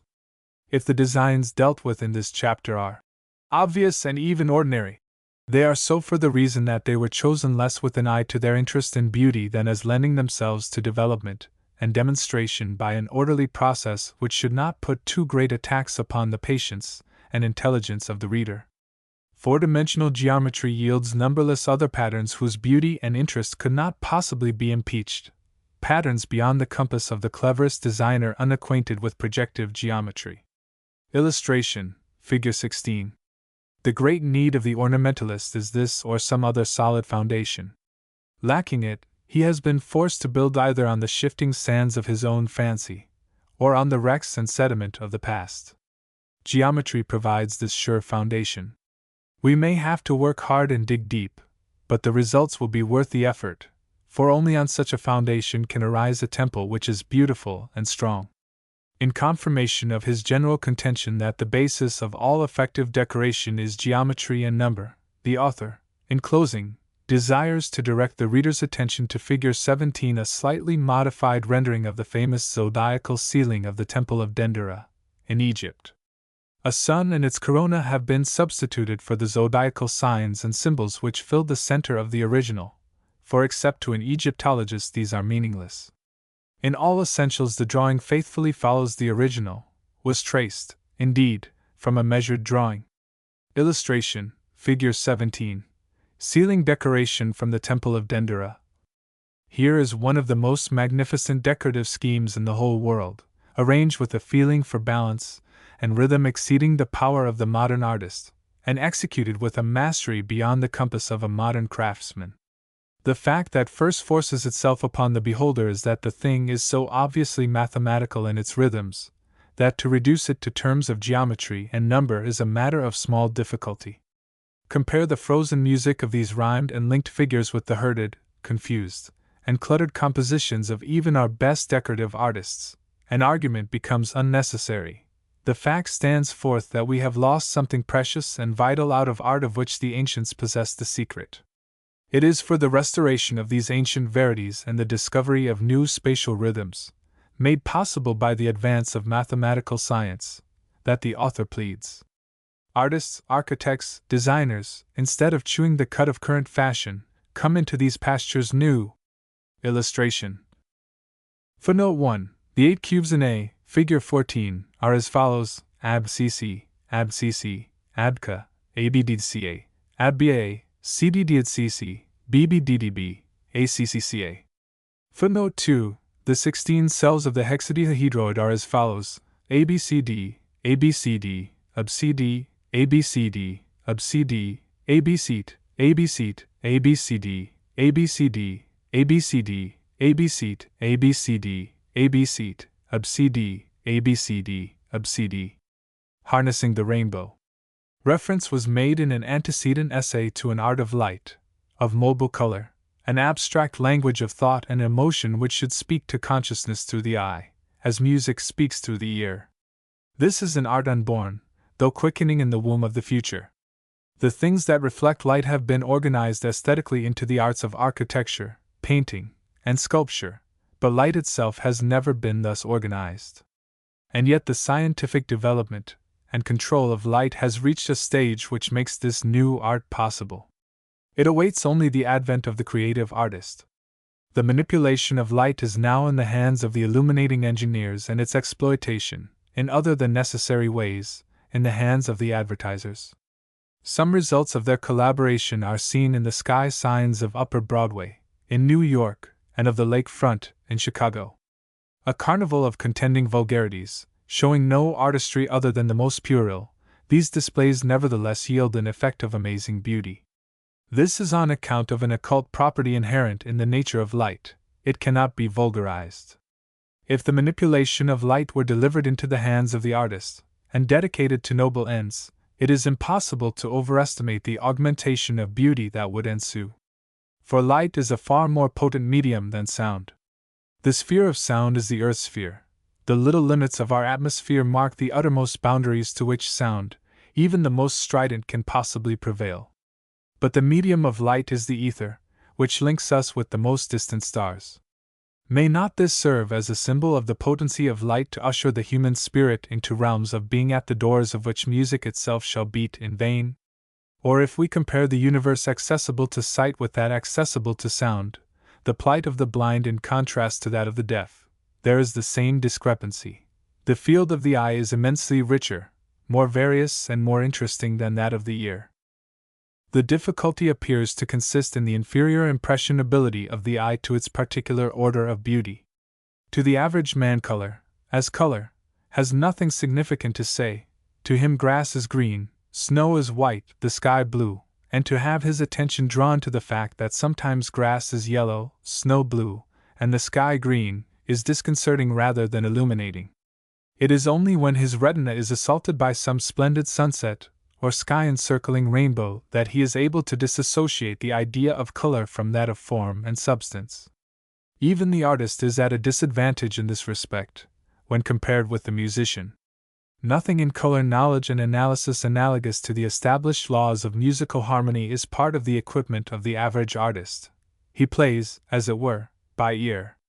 The scientist, on the other hand, though he may know the spectrum from end to end, and its innumerable modifications, values this rainbow promise of the Lord, not for its own beautiful sake but as a means to other ends than those of beauty. But just as the art of music has developed the ear into a fine and sensitive instrument of appreciation, so an analogous art of light would educate the eye to nuances of color to which it is now blind. Illustration, Plate 14. Song and Light, an approach toward color music. It is interesting to speculate as to the particular form in which this new art will manifest itself. The question is perhaps already answered in the color organ, the earliest of which was Banbridge Bishop's, exhibited at the Old Barnum's Museum, before the days of electric light, and the latest A.W. Remington's. Both of these instruments were built upon a supposed correspondence between a given scale of colors and the musical chromatic scale. They were played from a musical score upon an organ keyboard. This is sufficiently easy and sufficiently obvious, and has been done, with varying success in one way or another, time and again, but its very ease and obviousness should give us pause. It may well be questioned whether any arbitrary and literal translation, even though practicable, of a highly complex, intensely mobile art, unfolding in time, as does music, into a correspondent light and color expression, is the best approach to a new art of mobile color. There is a deep and abiding conviction, justified by the history of aesthetics, that each art form must progress from its own beginnings and unfold in its own unique and characteristic way. Correspondences between the arts. Such a correspondence, for example, as inspired the famous saying that architecture is frozen music, reveal themselves usually only after the sister arts have attained an independent maturity. They owe their origin to that underlying unity upon which our various modes of sensuous perception act as a refracting medium, and must therefore be taken for granted. Each art, like each individual, is unique and singular. In this singularity dwells its most thrilling appeal. We are likely to miss light's crowning glory, and the rainbow's most moving message to the soul if we preoccupy ourselves too exclusively with the identities existing between music and color. It is rather their points of difference which should first be dwelt upon. Let us accordingly consider the characteristic differences between the two sense categories to which sound and light, music, and color, respectively, belong. This resolves itself into a comparison between time and space. The characteristic thing about time is succession, hence the very idea of music, which is in time, involves perpetual change. The characteristic of space, on the other hand, is simultaneousness. In space alone perpetual immobility would reign. That is why architecture, which is preeminently the art of space, is of all the arts the most static. Light and color are essentially of space, and therefore an art of mobile color should never lack a certain serenity and repose. A tune played on a color organ is only distressing. If there is a workable correspondence between the musical art and an art of mobile color, it will be found in the domain of harmony, which involves the idea of simultaneity, rather than in melody, which is pure succession. This fundamental difference between time and space cannot be overemphasized. A musical note prolonged becomes at last scarcely tolerable, while a beautiful color, like the blue of the sky, we can enjoy all day and every day. The changing hues of a sunset are andante if referred to a musical standard, but to the eye they are allegretto. We would have them pass less swiftly than they do. The winking, chasing, changing lights of illuminated sky signs are only annoying, and for the same reason. The eye longs for repose in some serene radiance or stately sequence, while the ear delights in contrast and continual change. It may be that as the eye becomes more educated it will demand more movement and complexity, but a certain stillness and serenity are of the very nature of light, as movement and passion are of the very nature of sound. Music is a seeking, love in search of a word. Light is a finding, a divine covenant. With attention still focused on the differences rather than the similarities between the musical art and a new art of mobile color, we come next to the consideration of the matter of form. Now, form is essentially of space. We speak about the form of a musical composition, but it is in a more or less figurative and metaphysical sense, not as a thing concrete and palpable, like the forms of space. It would be foolish to forego the advantage of linking up form with color, as there is opportunity to do. Here is another golden ball to juggle with, one which no art purely in time affords. Of course, it is known that musical sounds weave invisible patterns in the air, and to render these patterns perceptible to the eye may be one of the more remote and recondite achievements of our uncreated art. Meantime, though we have the whole treasury of natural forms to draw from, of these we can only properly employ such as are abstract. The reason for this is clear to any one who conceives of an art of mobile color, not as a moving picture show, a thing of quick-passing concrete images, to shock, to startle, or to charm, but as a rich and various language in which light, proverbially the symbol of the spirit, is made to speak, through the senses, some healing message to the soul. For such a consummation, devoutly to be wished, natural forms, forms abounding in every kind of association with that world of materiality from which we would escape, are out of place. Recourse must be had rather to abstract forms, that is, geometrical figures. And because the more remote these are from the things of sense, from knowledge and experience, the projected figures of four-dimensional geometry would lend themselves to these uses with an especial grace. Color without form is as a soul without a body, yet the body of light must be without any taint of materiality. Four-dimensional forms are as immaterial as anything that could be imagined, and they could be made to serve the useful purpose of separating colors one from another, as lead lines do in old cathedral windows, than which nothing more beautiful has ever been devised. Coming now to the consideration, not of differences, but similarities, it is clear that a correspondence can be established between the colors of the spectrum and the notes of a musical scale. That is, the spectrum, considered as the analog of a musical octave, can be subdivided into 12 colors which may be representative of the musical chromatic scale of 12 semitones, the very word, chromatic, being suggestive of such a correspondence between sound and light. The red end of the spectrum would naturally relate to the low notes of the musical scale, and the violet end to the high, by reason of the relative rapidity of vibration in each case. For the octave of a musical note sets the air vibrating twice as rapidly as does the note itself, and roughly speaking, the same is true of the end colors of the spectrum with relation to the ether. But assuming that a color scale can be established which would yield a color correlative to any musical note or chord, there still remains the matter of values to be dealt with. In the musical scale there is a practical equality of values. One note is as potent as another. In a color scale, on the other hand, each note, taken at its greatest intensity, has a positive value of its own, and they are all different. These values have no musical correlatives, they belong to color per se. Every colorist knows that the whole secret of beauty and brilliance dwells in a proper understanding and adjustment of values, and music is powerless to help him here. Let us therefore defer the discussion of this musical parallel, which is full of pitfalls, until we have made some examination into such simple emotional reactions as color can be discovered to yield. The musical art began from the emotional response to certain simple tones and combinations, and the delight of the ear in their repetition and variation. On account of our undeveloped sensitivity, the emotional reactions to color are found to be largely personal and whimsical. One person loves pink, another purple, or green. Color therapeutics is too new a thing to be relied upon for data, for even though colors are susceptible of classification as sedative, recuperative, and stimulating, no two classifications arrived at independently would be likely to correspond. Most people appear to prefer bright, pure colors when presented to them in small areas, red and blue being the favorites. Certain data have been accumulated regarding the physiological effect and psychological value of different colors, but this order of research is in its infancy, and we shall have recourse, therefore, to theory, in the absence of any safer guide. One of the theories which may be said to have justified itself in practice in a different field is that upon which is based Delsarte's famous art of expression.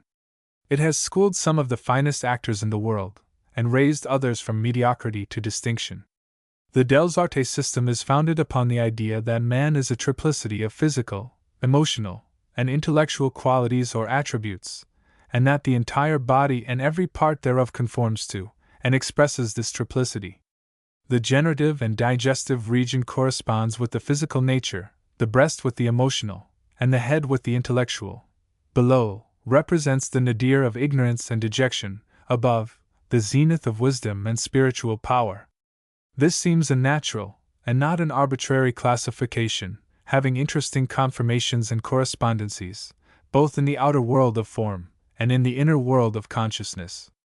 Moreover, it is in accord with that theosophic scheme derived from the ancient and august wisdom of the East, which longer and better than any other has withstood the obliterating action of slow time, and is even now renascent. Let us therefore attempt to classify the colors of the spectrum according to this theory, and discover if we can how nearly such a classification is conformable to reason and experience. The red end of the spectrum, being lowest in vibratory rate, would correspond to the physical nature, proverbially more sluggish than the emotional and mental. The phrase, like a red rag to a bull, suggests a relation between the color red and the animal consciousness established by observation. The lowbrow is the dear lover of the red necktie, the highbrow is he who sees violet shadows on the snow. We see red when we are dominated by ignoble passion.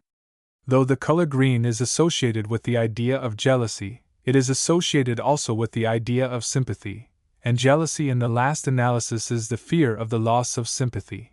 It belongs, at all events, to the mediant, or emotional group of colors, while blue and violet are proverbially intellectual and spiritual colors, and their place in the spectrum therefore conforms to the demands of our theoretical division. Here, then, is something reasonably certain, certainly reasonable, and may serve as an hypothesis to be confirmed or confuted by subsequent research. Coming now finally to the consideration of the musical parallel, let us divide a color scale of 12 steps or semitones into 3 groups, each group, graphically portrayed, subtending 1/3 of the arc of a circle. The first or red group will be related to the physical nature, and will consist of purple-red, red, red-orange, and orange. The second, or green group will be related to the emotional nature, and will consist of yellow, yellow-green, green, and green-blue. The third, or blue group will be related to the intellectual and spiritual nature, and will consist of blue, blue-violet, violet, and purple. The merging of purple into purple red will then correspond to the meeting place of the highest with the lowest, spirit, and matter. We conceive of this meeting place symbolically as the heart, the vital center now. Sanguine is the appropriate name associated with the color of the blood, a color between purple and purple red.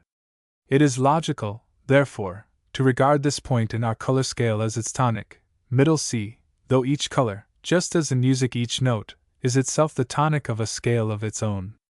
Mr. Lewis Wilson, the author of the above ophthalmic color scale, makes the same affiliation between sanguine, or blood color, and middle C, led thereto by scientific reasons entirely unassociated with symbolism. He has omitted orange, yellow, and violet purple. This makes the scale conform more exactly with the diatonic scale of two tetrachords. It also gives a greater range of purples, a color indispensable to the artist. Moreover, in the scale as it stands, each color is exactly opposite its true spectral complementary. The color scale being thus established and broadly divided, the next step is to find how well it justifies itself in practice. The most direct way would be to translate the musical chords recognized and dealt with in the science of harmony into their corresponding color combinations. For the benefit of such readers as have no knowledge of musical harmony, it should be said that the entire science of harmony is based upon the triad, or chord of three notes, and that there are various kinds of triads: the major, the minor, the augmented, the diminished, and the altered. The major triad consists of the first note of the diatonic scale, or tonic, its third, and its fifth. The minor triad differs from the major only in that the second member is lowered a semitone. The augmented triad differs from the major only in that the third member is raised a semitone. The diminished triad differs from the minor only in that the third member is lowered a semitone.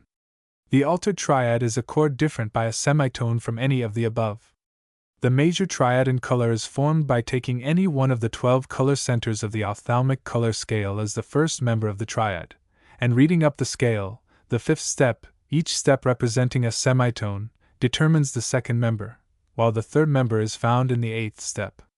The minor triad in color is formed by lowering the second member of the major triad one step, the augmented triad by raising the third member of the major triad one step, and the diminished triad by lowering the third member of the minor triad one step. Illustration, Figure 18. Major triad, minor triad, augmented triad, diminished triad. These various triads are shown graphically in Figure 18 as triangles within a circle divided into 12 equal parts, each part representing a semitone of the chromatic scale. It is seen at a glance that in every case each triad has one of its notes, an apex, in or immediately adjacent to a different one of the grand divisions of the color scale hereinbefore established and described, and that the same thing would be true in any key, that is, by any variation of the point of departure. This certainly satisfies the mind in that it suggests variety in unity, balance, completeness, and in the actual portrayal, in color, of these chords in any key. This judgment is confirmed by the eye, provided that the colors have been thrown into proper harmonic suppression. By this is meant such an adjustment of relative values, or such an establishment of relative proportions as will produce the maximum of beauty of which any given combination is capable. This matter imperatively demands an aesthetic sense the most sensitive. So this musical parallel, interesting and reasonable as it is, will not carry the color harmonist very far, and if followed too literally it is even likely to hamper him in the higher reaches of his art, for some of the musical dissonances are of great beauty in color translation. All that can safely be said in regard to the musical parallel in its present stage of development is that it simplifies and systematizes color knowledge and experiment, and to a beginner it is highly educational. If we are to have color symphonies, the best are not likely to be those based on a literal translation of some musical masterpiece into color according to this or any theory, but those created by persons who are emotionally reactive to this medium, able to imagine in color, and to treat it imaginatively.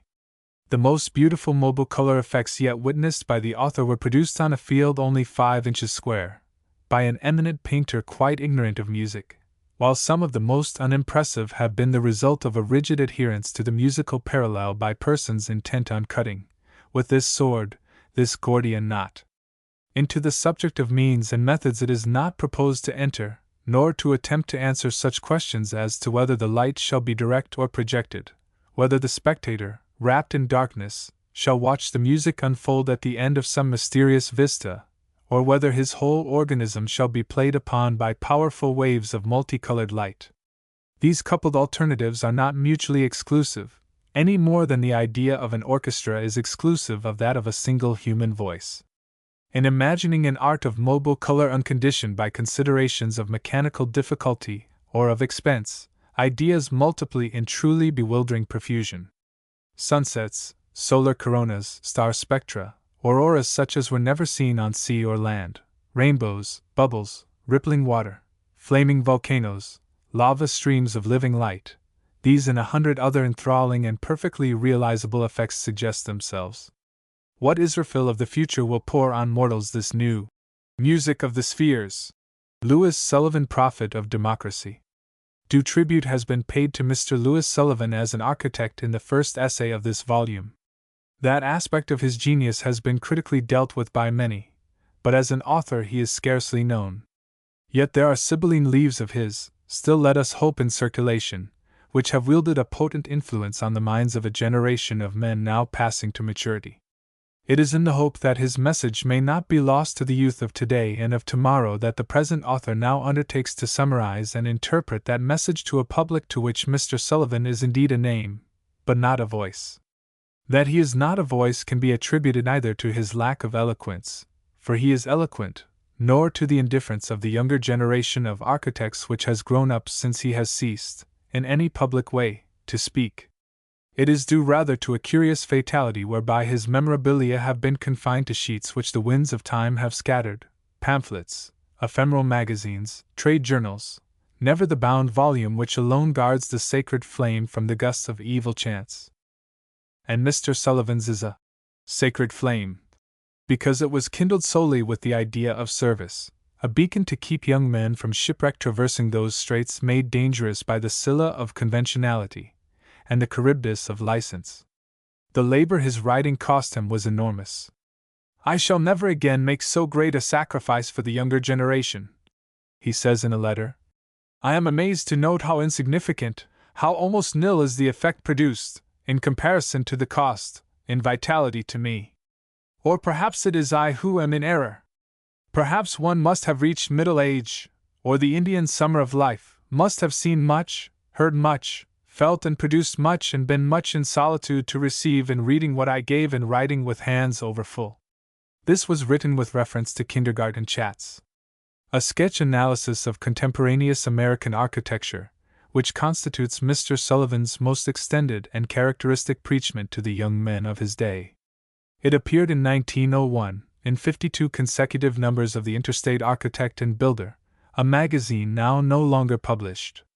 In it the author, as mentor, leads an imaginary disciple up and down the land, pointing out to him the bold, upholsterific blunders to be found in the architecture of the day, and commenting on them in a caustic, colloquial style, large, loose, discursive, a blend of Ruskin, Carlyle, and Whitman, yet all Mr. Sullivan's own.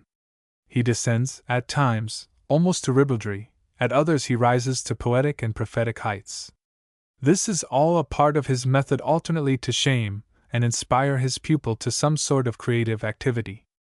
The syllabus of Mr. Sullivan's scheme, as it existed in his mind during the writing of Kindergarten Chats, and outlined by him in a letter to the author, is such a torch of illumination that it is quoted here entire. A young man who has finished his education at the architectural schools comes to me for a postgraduate course, hence a free form of dialogue. I proceed with his education rather by indirection and suggestion than by direct precept. I subject him to certain experiences and allow the impressions they make on him to infiltrate, and, as I note the effect, I gradually use a guiding hand. I supply the yeast, so to speak, and allow the ferment to work in him. This is the gist of the whole scheme. It remains then to determine, carefully, the kind of experiences to which I shall subject the lad, and in what order, or logical, and especially psychological, sequence. I begin, then, with aspects that are literal, objective, more or less cynical, and brutal, and Philistine. A little at a time I introduce the subjective, the refined, the altruistic, and by a to and fro increasingly intense rhythm of these two opposing themes, work so to speak in counterpoint, I reach a preliminary climax, of brutality tempered by a longing for nobler, purer things. Hence arise a purblind revulsion and yearning in the lad's soul. The psychological moment has arrived, and I take him at once into the country, summer, the storm. This is the first of the 4 out-of-door scenes, and the lad's first real experience with nature. It impresses him crudely but violently, and in the tense excitement of the tempest he is inspired to temporary eloquence, and at the close is much softened. He feels in a way but does not know that he has been a participant in one of nature's superb dramas. Thus do I insidiously prepare the way for the notion that creative architecture is in essence a dramatic art, and an art of eloquence, of subtle rhythmic beauty, power, and tenderness. Left alone in the country, the lad becomes maudlin, a callow lover of nature, and makes feeble attempts at verse. Returning to the city, he melts and unbosoms. The tender shaft of the unknowable Eros has penetrated to his heart. Nature's subtle spell is on him, to disappear and reappear. Then follow discussions, more or less didactic, leading to the second out-of-door scene, Autumn Glory. Here the lad does most of the talking and shows a certain lucidity and calm of mind. The discussion of responsibility, democracy, education, etc., has inevitably detached the lurking spirit of pessimism. It has to be, into the depths and darkness we descend, and the work reaches the tragic climax in the third out-of-door scene, Winter. Now that the forces have been gathered and marshaled, the true, sane movement of the work is entered upon and pushed at high tension, and with swift, copious modulations to its foreordained climax and optimistic peroration in the fourth and last out-of-door scene as portrayed in the Spring Song. The locale of this closing number is the beautiful spot in the woods, on the shore of Biloxi Bay, where I am writing this.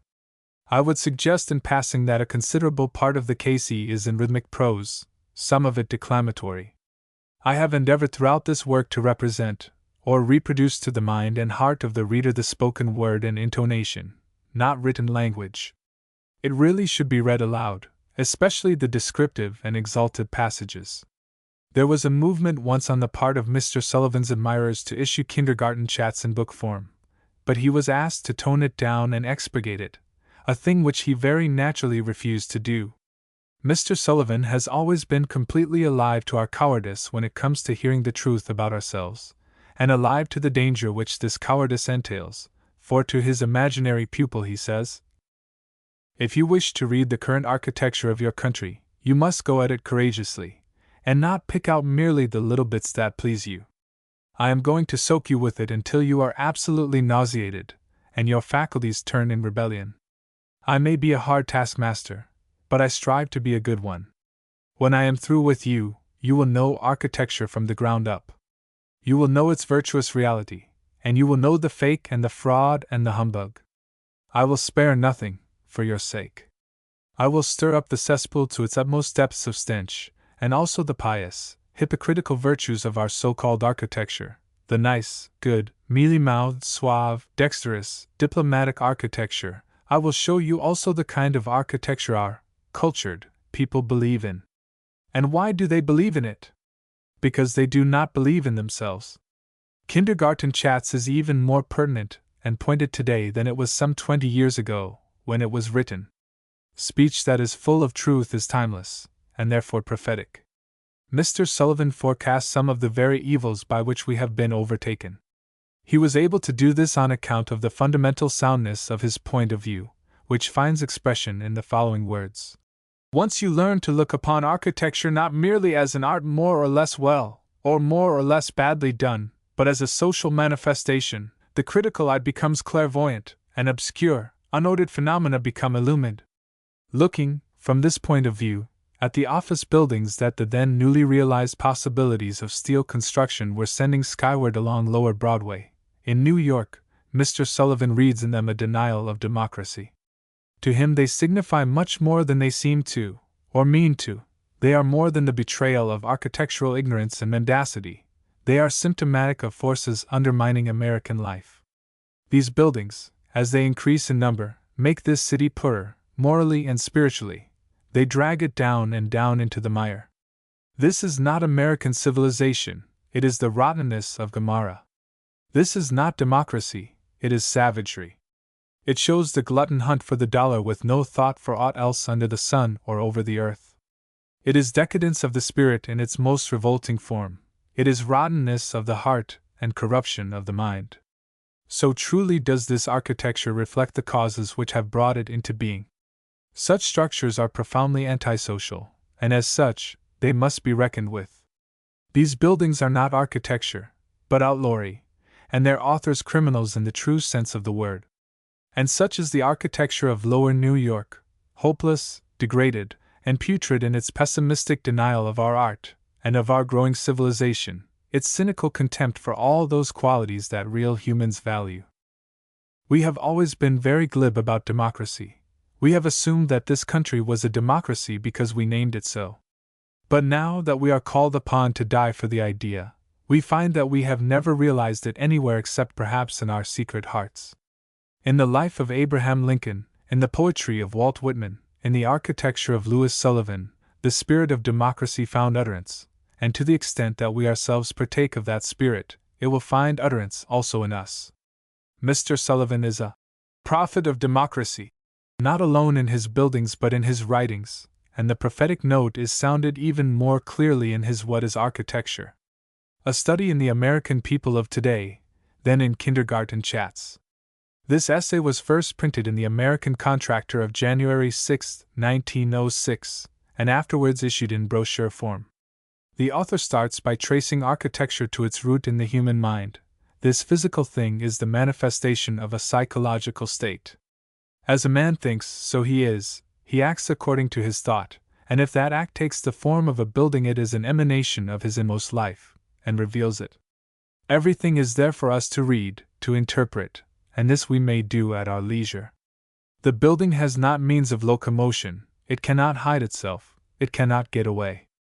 There it is, and there it will stay, telling more truths about him who made it than he in his fatuity imagines, revealing his mind and his heart exactly for what they are worth, not a whit more, not a whit less, telling plainly the lies he thinks, telling with almost cruel truthfulness his bad faith, his feeble, wobbly mind, his impudence, his selfish egoism, his mental irresponsibility, his apathy, his disdain for real things, until at last the building says to us, "I am no more a real building. Then the thing that made me is a real man." Language like this stings and burns, but it is just such as is needful to shame us out of our comfortable apathy, to arouse us to new responsibilities, new opportunities. Mr. Sullivan, awake among the sleepers, drenches us with bucketfuls of cold, tonic, energizing truth. The poppy and mandragora of the past, of Europe, poisons us, but in this, our hour of battle, we must not be permitted to dream on. He saw from far back that we, as a people, not only have betrayed each other, but have failed in that trust which the world spirit of democracy placed in our hands, as we, a new people, emerge to fill a new and spacious land. It has taken a world war to make us see the situation as he saw it, and it is to us, a militant nation, and not to the slothful civilians a decade ago, that Mr. Sullivan's stirring message seems to be addressed. The following quotation is his first crack of the whip at the architectural schools. The problem of education is to him of all things the most vital. In this essay he returns to it again and again, while of kindergarten chats it is the very raison d'etre. I trust that a long disquisition is not necessary in order to show that the attempt at imitation, by us, of this day, of the bygone forms of building, is a procedure unworthy of a free people, and that the dictum of the schools, that architecture is finished and done, is a suggestion humiliating to every active brain, and therefore, in fact, a puerility and a falsehood when weighed in the scales of truly democratic thought. Such dictum gives the lie in arrogant fashion to healthful human experience. It says, in a word, the American people are not fit for democracy. He finds the schools saturated with superstitions which are the survivals of the scholasticism of past centuries, feudal institutions, in effect, inimical to his idea of the true spirit of democratic education. This he conceives of as a searching out, liberating, and developing the splendid but obscured powers of the average man, and particularly those of children. It is disquieting to note, he says, that the system of education on which we lavish funds with such generous, even prodigal, hand, falls short of fulfilling its true democratic function, and that particularly in the so-called higher branches its tendency appears daily more reactionary, more feudal. It is not an agreeable reflection that so many of our university graduates lack the trained ability to see clearly, and to think clearly, concisely, constructively, that there is perhaps more showing of cynicism than good faith, seemingly more distrust of men than confidence in them, and withal, no consummate ability to interpret things. In contrast to the schoolman, he sketches the psychology of the active-minded but uneducated man, with sympathy and understanding, the man who is courageously seeking a way with little to guide and help him. Is it not the part of wisdom to cheer, to encourage such a mind, rather than dishearten it with ridicule? To say to it, learn that the mind works best when allowed to work naturally, learn to do what your problem suggests when you have reduced it to its simplest terms. You will thus find that all problems, however complex, take on a simplicity you had not dreamed of. Accept this simplicity boldly, and with confidence. Do not lose your nerve and run away from it, or you are lost. For you are here at the point men so heedlessly call genius, as though it were necessarily rare. For you are here at the point no living brain can surpass in essence, the point all truly great minds seek, the point of vital simplicity, the point of view which so illuminates the mind that the art of expression becomes spontaneous, powerful, and unerring, an achievement a certainty. So, if you seek and express the best that is in yourself, you must search out the best that is in your people, for they are your problem, and you are indissolubly a part of them. It is for you to affirm that which they really wish to affirm, namely, the best that is in them, and they as truly wish you to express the best that is in yourself. If the people seem to have but little faith, it is because they have been tricked so long. They are weary of dishonesty, more weary than they know, much more weary than you know. And in their hearts they seek honest and fearless men, men simple and clear in mind, loyal to their own manhood and to the people. The American people are now in a stupor. Be on hand at the awakening. Next he pays his respects to current architectural criticism, a straining at gnats and a swallowing of camels by minds benumbed by culture, and hearts made faint by the tyranny of precedent. He complains that they make no distinction between was and is, too readily assuming that all that is left us moderns is the humble privilege to select, copy, and adapt. The current mannerisms of architectural criticism must often seem trivial. For of what avail is it to say that this is too small, that too large, this too thick, and that too thin, or to quote this, that, or the other precedent, when the real question may be, is not the entire design a mean evasion? Why magnify this, that, or the other little thing, if the entire scheme of thinking that the building stands for is false, and puts a mask upon the people, who want true buildings, but do not know how to get them so long as architects betray them with architectural phrases? And so he goes on with his Jeremiad, a prophet of despair, do you say? No, he seeks to destroy only that falsity which would confine the living spirit. Earlier and more clearly than we, he discerned the menace to our civilization of the unrestricted play of the masculine forces, powerful, ruthless, disintegrating, the head dominating the heart. It has taken the surgery of war to open our eyes, and behold the spectacle of the entire German nation, which by an intellectual process appears to have killed out compassion, enthroning Schrecklichkeit. In the heart alone dwells hope of salvation. For he who knows even a genuinely little of mankind knows this truth: the heart is greater than the head. For in the heart is desire, and from it come forth courage and magnanimity. You have not thought deeply enough to know that the heart in you is the woman in man. You have derided your femininity, where you have suspected it, whereas you should have known its power, cherished and utilized it, for it is the hidden wellspring of intuition and imagination. What can the brain accomplish without these two? They are the man's two inner eyes. Without them he is stone blind. For the mind sets forth their powers both together. One carries the light, the other searches, and between them they find treasures.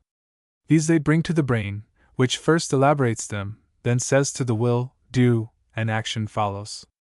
Poetically considered, as far as the huge, disordered resultant mass of your architecture is concerned, intuition, and imagination have not gone forth to illuminate and search the hearts of the people. Thus are its works stone blind. It is the absence of poetry and beauty which makes our architecture so depressing to the spirits.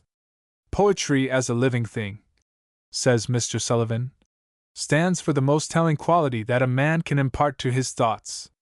Judged by this test, your buildings are dreary, empty places. Artists in words, like Lafcadio Hearn and Henry James, are able to make articulate the sadness which our cities inspire, but it is a blight which lies heavy on us all. Theodore Dreiser says, in Sister Carrie, a book with so much bitter truth in it that it was suppressed by the original publishers. Once the bright days of summer pass by, a city takes on the somber garb of gray, wrapped in which it goes about its labors during the long winter. Its endless buildings look gray, its sky and its streets assume a somber hue, the scattered, leafless trees and windblown dust and paper but add to the general solemnity of color. There seems to be something in the chill breezes which scurry through the long, narrow thoroughfares productive of rueful thoughts.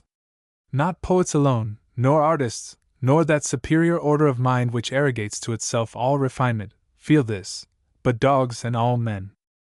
The excuse that we are too young a people to have developed an architecture instinct with that natural poetry which so charms us in the art of other countries and other times, Mr. Sullivan disposes of in characteristic fashion. To the plea that we are too young to consider these accomplishments. We have been so busy with our material development that we have not found time to consider them. He makes answer as follows. No, then, to begin with, they are not accomplishments but necessaries. And to end with, you are old enough, and have found the time to succeed in nearly making a fine art of betrayal, and a science of graft. Know that you are as old as the race. That each man among you had in him the accumulated power of the race, ready at hand for use, in the right way, when he shall conclude it better to think straight and hence act straight rather than, as now, to act crooked and pretend to be straight. Know that the test, plain, simple honesty, and you all know, every man of you knows, exactly what that means, is always at your hand. Know that as all complex manifestations have a simple basis of origin, so the vast complexity of your national unrest, ill health, inability to think clearly and accurately concerning simple things, really vital things, is easily traceable to the single, actual, active cause, dishonesty, and that this points with unescapable logic and in just measure to each individual man. The remedy, individual honesty. To the objection that this is too simple a solution, Mr. Sullivan retorts that all great solutions are simple, that the basic things of the universe are those which the heart of a child might comprehend. Honesty stands in the universe of human thought and action, as its very center of gravity, and is our human mask word behind which abides all the power of nature's integrity, the profoundest fact which modern thinking has persuaded life to reveal. If, on the other hand, the reader complains, all this is above our heads, Mr. Sullivan is equally ready with an answer. No, it is not. It is close beside your hand. And therein lies its power. Again you say, how can honesty be enforced? It cannot be enforced. Then how will the remedy go into effect? It cannot go into effect. It can only come into effect. Then how can it come? Asked Nature. And what will Nature say? Nature is always saying, I center at each man, woman, and child. I knock at the door of each heart, and I wait. I wait in patience, ready to enter with my gifts. And is that all that Nature says? That is all. Then how shall we receive Nature? By opening wide your minds. For your greatest crime against yourselves is that you have locked the door and thrown away the key. Thus, by a long detour, Mr. Sullivan returns to his initial proposition that the falsity of our architecture can be corrected only by integrity of thought. Thought is the fine and powerful instrument. Therefore, have thought for the integrity of your own thought. Naturally, then, as your thoughts thus change, your growing architecture will change. Its falsity will depart, its reality will gradually appear. For the integrity of your thought as a people will then have penetrated the minds of your architects. Then, too, as your basic thought changes, will emerge a philosophy, a poetry, and an art of expression in all things, for you will have learned that a characteristic philosophy, poetry, and art of expression are vital to the healthful growth and development of a democratic people. Some readers may complain that these are after all only glittering generalities, of no practical use in solving the specific problems with which every architect is confronted. On the contrary, they are fundamental verities of incalculable benefit to every sincere artist. Shallowness is the great vice of democracy. It is surface without depth, a welter of concrete detail in which the mind easily loses those great, underlying abstractions from which alone great art can spring. These, in this essay, Mr. Sullivan helps us to recapture, and inspires us to employ. He would win us from our insincerities, our trivialities, and awaken our enormous latent, unused power. He says, awaken it. Use it. Use it for the common good. Begin now. For it is as true today as when one of your wise men said it. The way to resume is to resume. Color and ceramics. The production of ceramics, perhaps the oldest of all the useful arts practiced by man, an art with a magnificent history, seems to be entering upon a new era of development. It is more alive today, more generally, more skillfully, though not more artfully practiced than ever before. It should therefore be of interest to all lovers of architecture, in view of the increasing importance of ceramics in building, to consider the ways in which these materials may best be used. Looking at the matter in the broadest possible way, it may be said that the building impulse throughout the ages has expressed itself in two fundamentally different types of structure, that in which the architecture, and even the ornament, is one with the engineering, and that in which the two elements are separable, not in thought alone, but in fact. For brevity, let us name that manner of building in which the architecture is the construction, inherent architecture, and that manner in which the two are separable, encrusted architecture. To the first class belong the architectures of Egypt, Greece, and Gothic architecture as practiced in the north of Europe. To the second belong Roman architecture of the splendid period, Moorish architecture, and Italian Gothic, so called. In the first class the bones of the building were also its flesh. In the second, bones and flesh were in a manner separable, as is proven by the fact that they were separately considered, separately fashioned. Ruined Karnak, the ruined Parthenon, wrecked Rheims, show ornament so integral a part of the fabric, etched so deep, that what has survived of the one has survived also of the other, while the ruined baths of Caracalla, the uncompleted church of S. Petronio in Bologna, and many a stark mosque on many a sandy desert show only bare skeletons of whose completed glory we can only guess. In them the fabric was a framework for the display of the lapidary or the ceramic art, a garment destroyed, rent, or tattered by time and chance, leaving the bones still strong, but bare. This classification of architecture into inherent and encrusted is not to be confused with the discrimination between architecture that is arranged, and architecture that is organic, a classification which is based on psychology, like the difference between the businessman and the poet, talent and genius. Whereas the classification which the reader is asked now to consider is based rather on the matter of expediency in the use of materials. Let us draw no invidious comparisons between inherent and encrusted architecture, but regard each as the adequate expression of an ideal type of beauty, the one masculine, since in the male figure the osseous framework is more easily discernible, the other feminine, because more concealed and overlaid with a cellular tissue of shining, precious materials, on which the disruptive forces in man and nature are more free to act. It is scarcely necessary to state that it is with encrusted architecture that we are alone concerned in this discussion, for to this class almost all modern buildings perforce belong. This is by reason of a necessity dictated by the materials that we employ, and by our methods of construction. All modern buildings follow practically one method of construction, a bony framework of steel, or of concrete reinforced by steel, filled in and subdivided by concrete, brick, hollow fireclay, or some of its substitutes. To a construction of this kind, some sort of an outer encasement is not only aesthetically desirable, but practically necessary. It usually takes the form of stone, face brick, terracotta, tile, stucco, or some combination of two or more of these materials. Of the two types of architecture, the encrusted type is therefore imposed by structural necessity.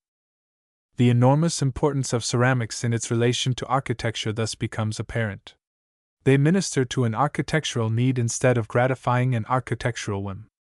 Ours is a period of encrusted architecture, one which demands the encasement, rather than the exposure of structure, and therefore logically admits of the enrichment of surfaces by means of veneers, of materials more precious and beautiful than those employed in the structure, which becomes, as it were, the canvas of the picture, and not the picture itself. For these purposes there are no materials more apt, more adaptable, more enduring, richer in potentialities of beauty than the products of ceramic art. They are easily and inexpensively produced of any desired shape, color, texture.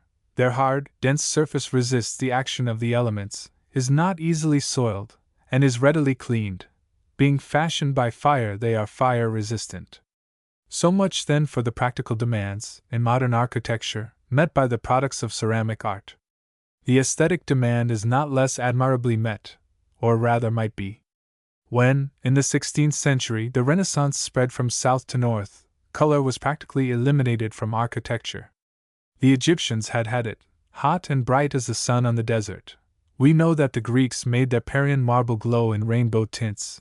Moorish architecture was nothing if not colorful, and the Venice Ruskin loved was fairly iridescent, a thing of fire, opal, and pearl. In Italian Renaissance architecture up to its latest phase, the color element was always present, but it was snuffed out under the leaden-colored northern skies. Paris is gray, London is brown, New York is white, and Chicago the color of cinders.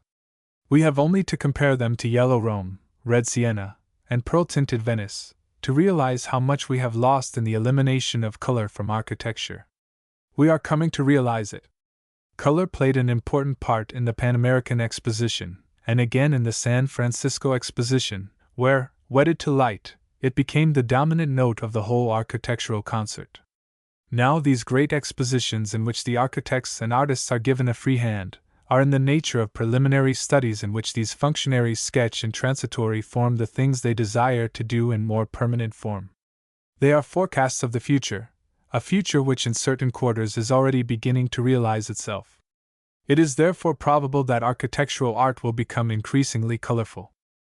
The author remembers the day and the hour when this became his personal conviction, his personal desire.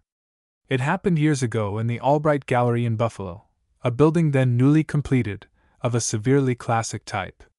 In the central hall was a single doorway, whose white marble architrave had been stained with different colored pigments by Francis Bacon, after the manner of the Greeks. The effect was so charming, and made the rest of the place seem by contrast so cold and dun, that the author came then and there to the conclusion that architecture without polychromy was architecture incomplete. Mr. Bacon spent 3 years in Asia Minor, and elsewhere, studying the remains of Greek architecture, and he found and brought home a fragment of an antefix from the Temple of Assos, in which the applied color was still pure and strong. The Greeks were a joyous people. When joy comes back into life, color will come back into architecture. Ceramic products are ideal as a means to this end. The Greeks themselves recognized their value, for they used them widely and wisely. It has been discovered that they even attached bands of colored terracotta to the marble moldings of their temples. How different must have been such a temple's real appearance from that imagined by the classical revivalists, whose tradition of the inviolable cold Parian purity of Greek architecture has persisted, even against archaeological evidence to the contrary, up to the present day. In one way we have an advantage over the Greek, if we only had the wit to profit by it. His palate, like his musical scale, was more limited than ours. Nearly the whole gamut of the spectrum is now available to the architect who wishes to employ ceramics. The colors do not change or fade, and possess a beautiful quality. Our craftsmen and manufacturers of face brick, terracotta, and colored tile, after much costly experimentation, have succeeded in producing ceramics of a high order of excellence and intrinsic beauty. They can do practically anything demanded of them. But from that quarter where they should reap the greatest commercial advantage, the field of architecture, there is all too little demand. The architect who should lead, teach, and dictate in this field, is often through ignorance obliged to learn and follow instead. This has led to an ignominious situation, ignominious, that is, to the architect. He has come to require of the manufacturer, when he requires anything at all, assistance in the very matter in which he should assist, the determination of color design. It is no wonder that the results are often bad, and therefore discouraging. The manufacturers of ceramics welcome cooperation and assistance on the part of the architect with an eagerness which is almost pathetic, on those rare occasions when assistance is offered. But the architect is not really to blame. The reason for his failure lies deep in his general predicament of having to know a little of everything, and do a great deal more than he can possibly do well. To cope with this, if his practice warrants the expenditure, he surrounds himself with specialists in various fields, and assigns various departments of his work to them. He cannot be expected to have on his staff a specialist in ceramics, nor can he, with all his manifold activities, be expected to become such a specialist himself. As a result, he is usually content to let color problems alone, for they are just another complication of his already too complicated life. Or he refers them to someone whom he thinks ought to know, a manufacturer's designer, and approves almost anything submitted. Of course, the ideal architect would have time for every problem, and solve it supremely well. But the real architect is all too human. There are depressions on his cranium where bumps ought to be. Moreover, he wants a little time left to energize in other directions than in the practice of his craft. One of the functions of architecture is to reveal the inherent qualities and beauties of different materials, by their appropriate use and tasteful display. An onyx staircase on the one hand, and a Portland cement high altar on the other, alike violate this function of architecture. They transgress that beautiful necessity which decrees that precious materials should serve precious uses and common materials should serve utilitarian ends. Now, color is a precious thing, and its highest beauties can be brought out only by contrast with broad neutral tinted spaces. The interior walls of a medieval cathedral never competed with its windows, and by the same token, a riot of polychromy all over the side of a building is not as effective, even from a chromatic point of view, as though it were confined, say, to an entrance and a frieze. Gilbert's witty phrase is applicable here. Where everybody's somebody, nobody's anybody. Let us build our walls, then, of stone, or brick, or stucco, for their flat surfaces and neutral tints conduce to that repose so essential to good architectural effect. But let us not rest content with this, but grant to the eye the delight and contentment which it craves, by color and pattern placed at those points to which it is desirable to attract attention. For they serve the same aesthetic purpose as a tiara on the brow of beauty, or a ring on a delicate white hand. But just as jewelry is best when it is most individual, so the ornament of a building should be in keeping with its general character and complexion. A color scheme should not be chosen at random, but dictated by the prevailing tone and texture of the wall surfaces, with which it should harmonize as inevitably as the blossom of a bush with its prevailing tone of stems and foliage. In a building, this prevailing tone will inevitably be either cold or warm, and the color scheme just as inevitably should be either cold or warm. That is, there should be a preponderance of cold colors over warm, or vice versa. Otherwise, the eye will suffer just that order of uneasiness which comes from the contemplation of two equal masses, whereas it experiences satisfaction in proportionate unequals. Nothing will take the place of an instinctive color sense, but even that needs the training of experience, if the field be new, and a few general principles of all but universal application will not be amiss. First of all, it should be remembered that the intensity of color should be carefully adjusted to its area. It is dangerous to try to use high, pure colors, unrelieved and uncontrasted, in large masses, but the brightest, strongest colors may be used with safety in units of sufficiently restricted size. For harmony, as well as for richness, the law of complementaries, in its most general application, is the safest of all guides, but it must be followed with fine discrimination. Complementary colors are like married pairs. If they find the right adjustment with one another, they are happy. That is, there is an effective beauty. But lacking such adjustment, they are worse off together than apart. Every artist who experiments in color soon finds out for himself that instead of using two colors directly complementary, it is better to split one of them, that is, use instead of one of them two others, which combined will yield the color in question. For example, the color complementary to red is green-blue. Now, green-blue is equidistant between yellow-green and blue-violet, so if for red and blue-green, red, yellow-green and blue-violet be substituted, the combination loses its obviousness and a certain harshness without losing anything of its brilliance, or without departing from the optical law involved. Such a combination corresponds to a diminished triad in music. Another important consideration with regard to color as employed by the architect dwells in those optical changes effected by distance and position, the relative visibility of different colors and combinations of colors as the spectator recedes from them, and the environmental changes which colors undergo, in bright sunlight, in shadow, against the sky, and with relation to backgrounds of different sorts. The effect of distance is to make colors merge into one another, to lower the values, but not all equally. Yellow loses itself first, tending toward white. The effect of distance, in general, is to disintegrate and decompose, thus giving vibration, as it is called. A knowledge of these and kindred facts will save the architect from many disappointments, and enable him to obtain wonderful chromatic effects by simple means. Many architects in use to color problems design their ornament with very little thought about the colors which they propose to employ, making it an after consideration, but the two things should be considered synchronously for the best final effect. There is a cryptic saying that color is at right angles to form. That is, color is capable of making surfaces advance toward or recede from the eye, just as modeling does, and for this reason, if color is used, a great deal of modeling may be dispensed with.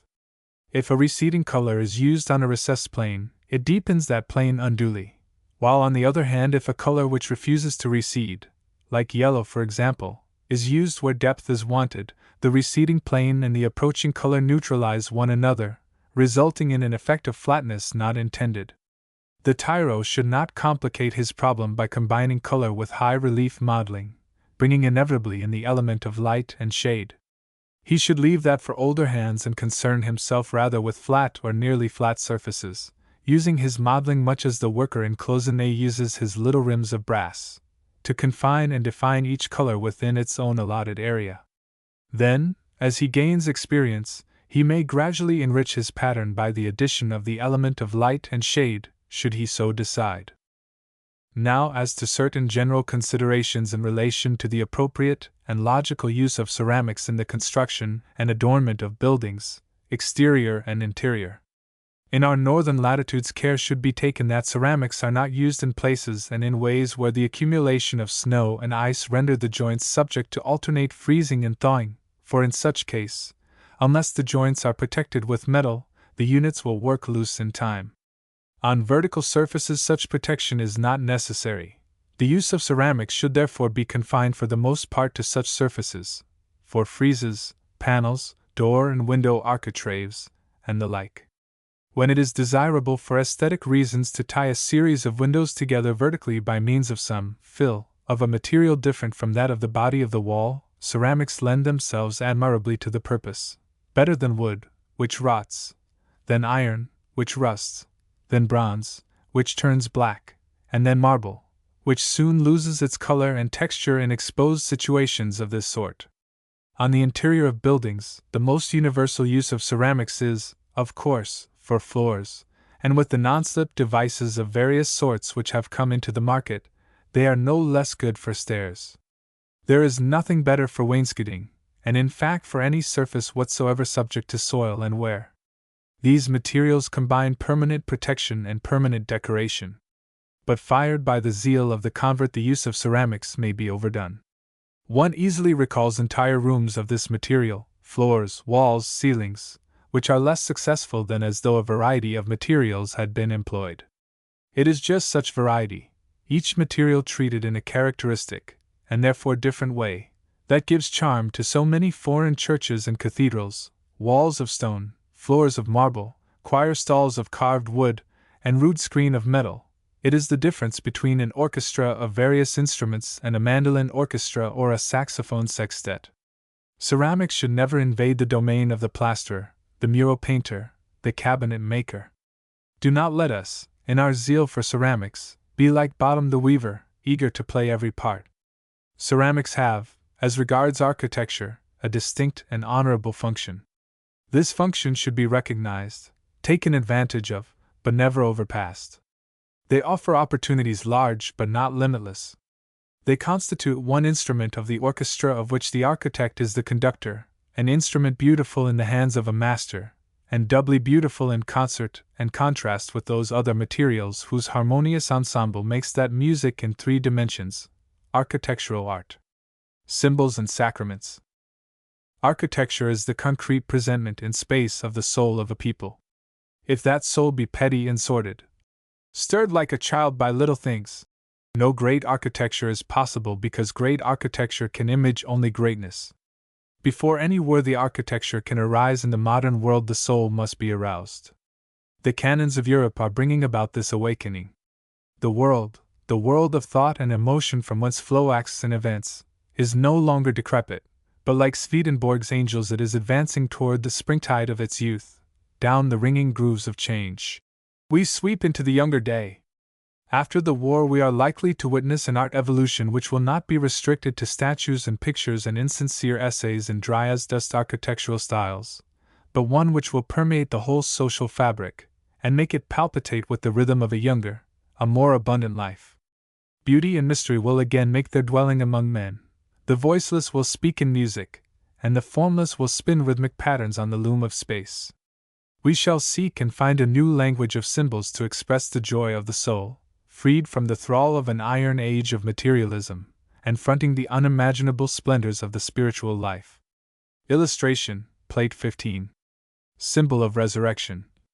For every aesthetic awakening is the result of a spiritual awakening of some sort. Every great religious movement found an art expression eloquent of it. When religion languished, such things as Versailles and the Paris Opera House were possible, but not such things as the Parthenon or Notre Dame. The temples of Egypt were built for the celebration of the rites of the religion of Egypt, so also in the case of Greece.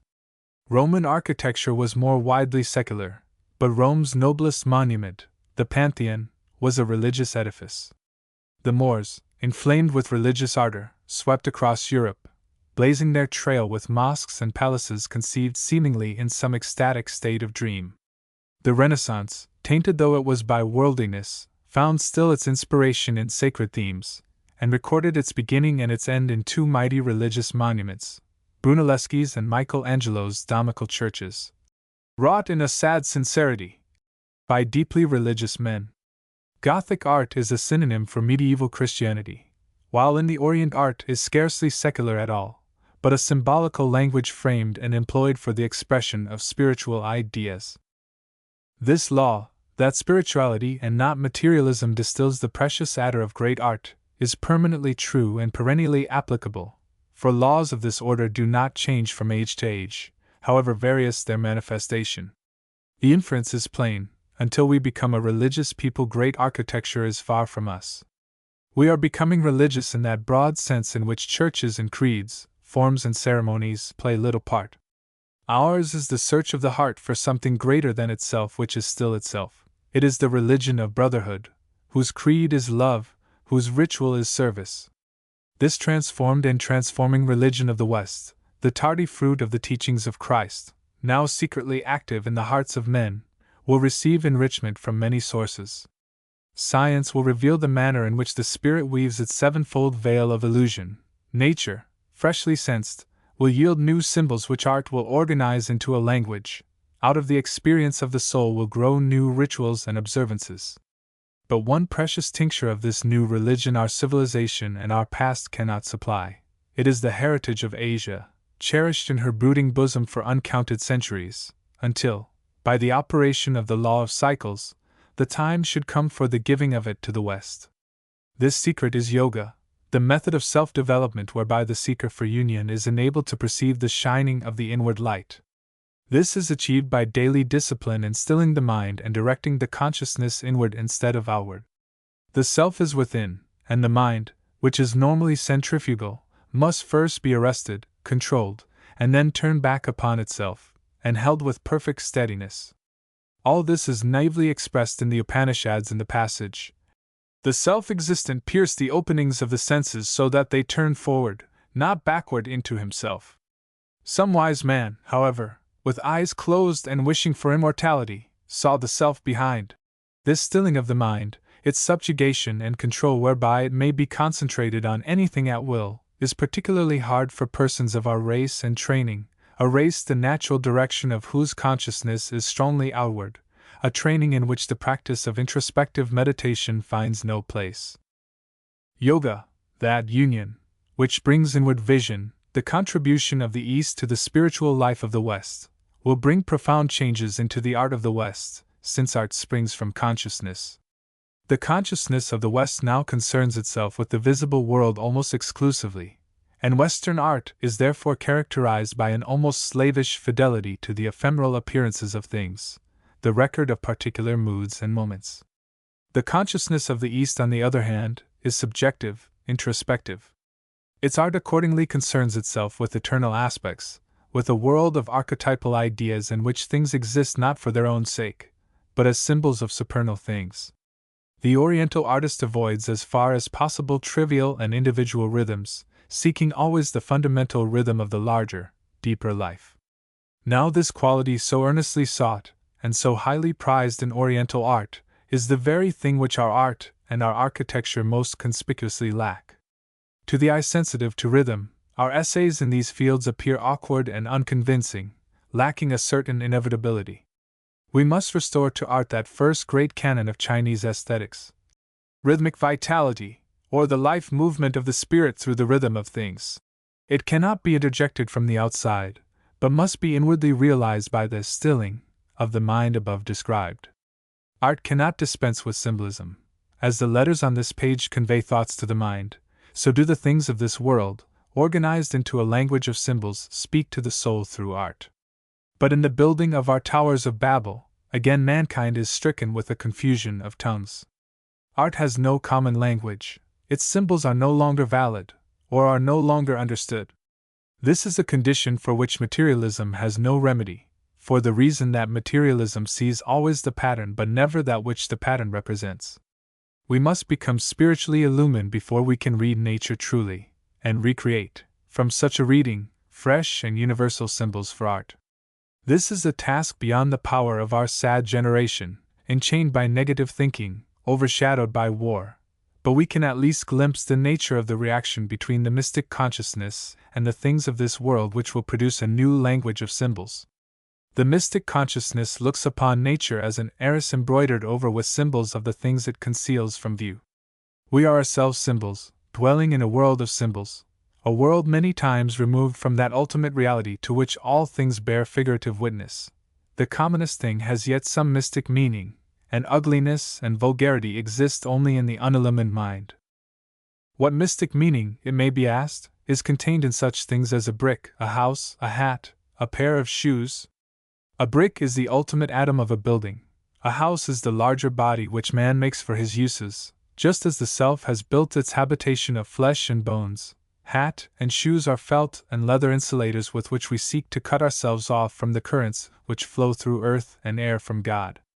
It may be objected that these answers only substitute for the lesser symbol a greater, but this is inevitable. If for the greater symbol were named one still more abstract and inclusive, the ultimate verity would be as far from affirmation as before. There is nothing of which the human mind can conceive that is not a symbol of something greater and higher than itself. The dictionary defines a symbol as something that stands for something else and serves to represent it, or to bring to mind one or more of its qualities. Now this world is a reflection of a higher world, and that of a higher world still, and so on. Accordingly, everything is a symbol of something higher, since by reflecting, it stands for and serves to represent it. And the thing symbolized, being itself a reflection, is, by the same token, itself a symbol. By reiterated repetitions of this reflecting process throughout the numberless planes and subplanes of nature, each thing becomes a symbol, not of one thing only, but of many things, all intimately correlated, and this gives rise to those underlying analogies, those secret subterranean passages between matter and soul, which have ever been the especial preoccupation of the poet and the mystic, but which may one day become the subject of serious examination by scientific men.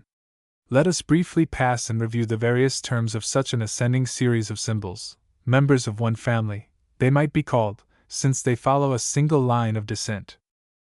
Take gold, as a thing in itself, without any symbolical significance, it is a metallic element, having a characteristic yellow color, very heavy, very soft, the most ductile, malleable, and indestructible of metals. In its minted form, it is the life force of the body economic, since on its abundance and free circulation the well-being of that body depends. It is that for which all men strive and contend, because without it they cannot comfortably live. This, then, is gold in its first and lowest symbolical aspect, a life principle, a motive force in human affairs. But it is not gold which has gained for man his lordship over nature. It is fire, the yellow gold, not of the earth, but of the air. Cities and civilizations, arts and industries, have ever followed the campfire of the pioneer. Sunlight comes next in sequence. Sunlight, which focused in a burning glass, spontaneously produces flame. The world subsists on sunlight. All animate creation grows by it, and languishes without it, as the prosperity of cities waxes or wanes with the presence or absence of a supply of gold. The magnetic force of the sun, specialized as prana, which is not the breath which goes up and the breath which goes down, but that other, in which the two repose, fulfills the same function in the human body as does gold in civilization, sunlight in nature. Its abundance makes for health, its meagerness for enervation. Higher than prana is the mind, that golden scepter of man's dominion, the Promethean gift of fire with which he menaces the empire of the gods. Higher still, in the soul, love is the motive force, the conqueror. A heart of gold is one warmed and lighted by love. Still other is the desire of the spirit, which no human affection satisfies, but truth only, the golden person, the light of the world, the very Godhead itself. Thus there is earthy, airy, etheric gold, gold as intellect, gold as love, gold as truth.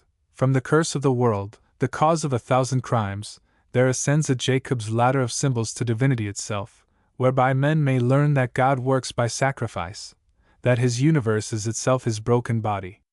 As gold in the purse, fire on the forge, sunlight for the eyes, breath in the body, knowledge in the mind, love in the heart, and wisdom in the understanding, he draws all men unto him, teaching them the wise use of wealth, the mastery over nature, the care of the body, the cultivation of the mind, the love of wife and child and neighbor, and last lesson of all, he teaches them that in industry, in science, in art, in sympathy and understanding, he it is they are all the while knowing, loving, becoming, and that even when they flee him, his are the wings. When me they fly, I am the wings. This attempt to define gold as a symbol ends with the indication of an ubiquitous and immanent divinity in everything.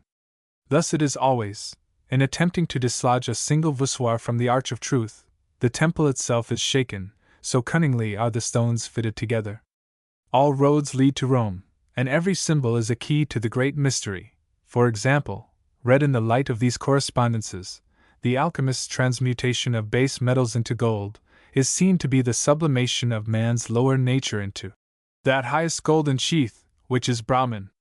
Keeping the first sequence clearly in mind, let us now attempt to trace another, parallel to it, the feminine of which the first may be considered the corresponding masculine.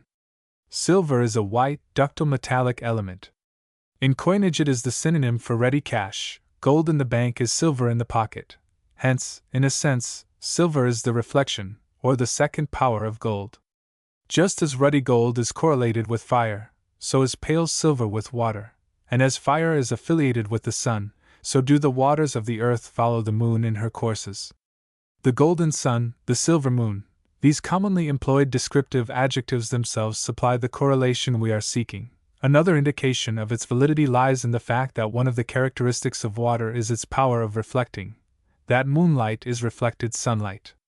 If gold is the mind, silver is the body, in which the mind is imaged, objectified. If gold is flame like love, silver is brooding affection, and in the highest regions of consciousness, beauty is the feminine or form side of truth, its silver mirror. There are two forces in the world, one of projection, the other of recall. Two states, activity and rest. Nature, with tireless ingenuity, everywhere publishes this fact, in bursting bud and falling seed, in the updrawn waters and the descending rain. Throw a stone into the air, and when the impulse is exhausted, gravity brings it to earth again. In civilized society, these centrifugal and centripetal forces find expression in the anarchic and radical spirit which breaks down and reforms existing institutions, and in the conservative spirit which preserves and upbuilds by gradual accretion.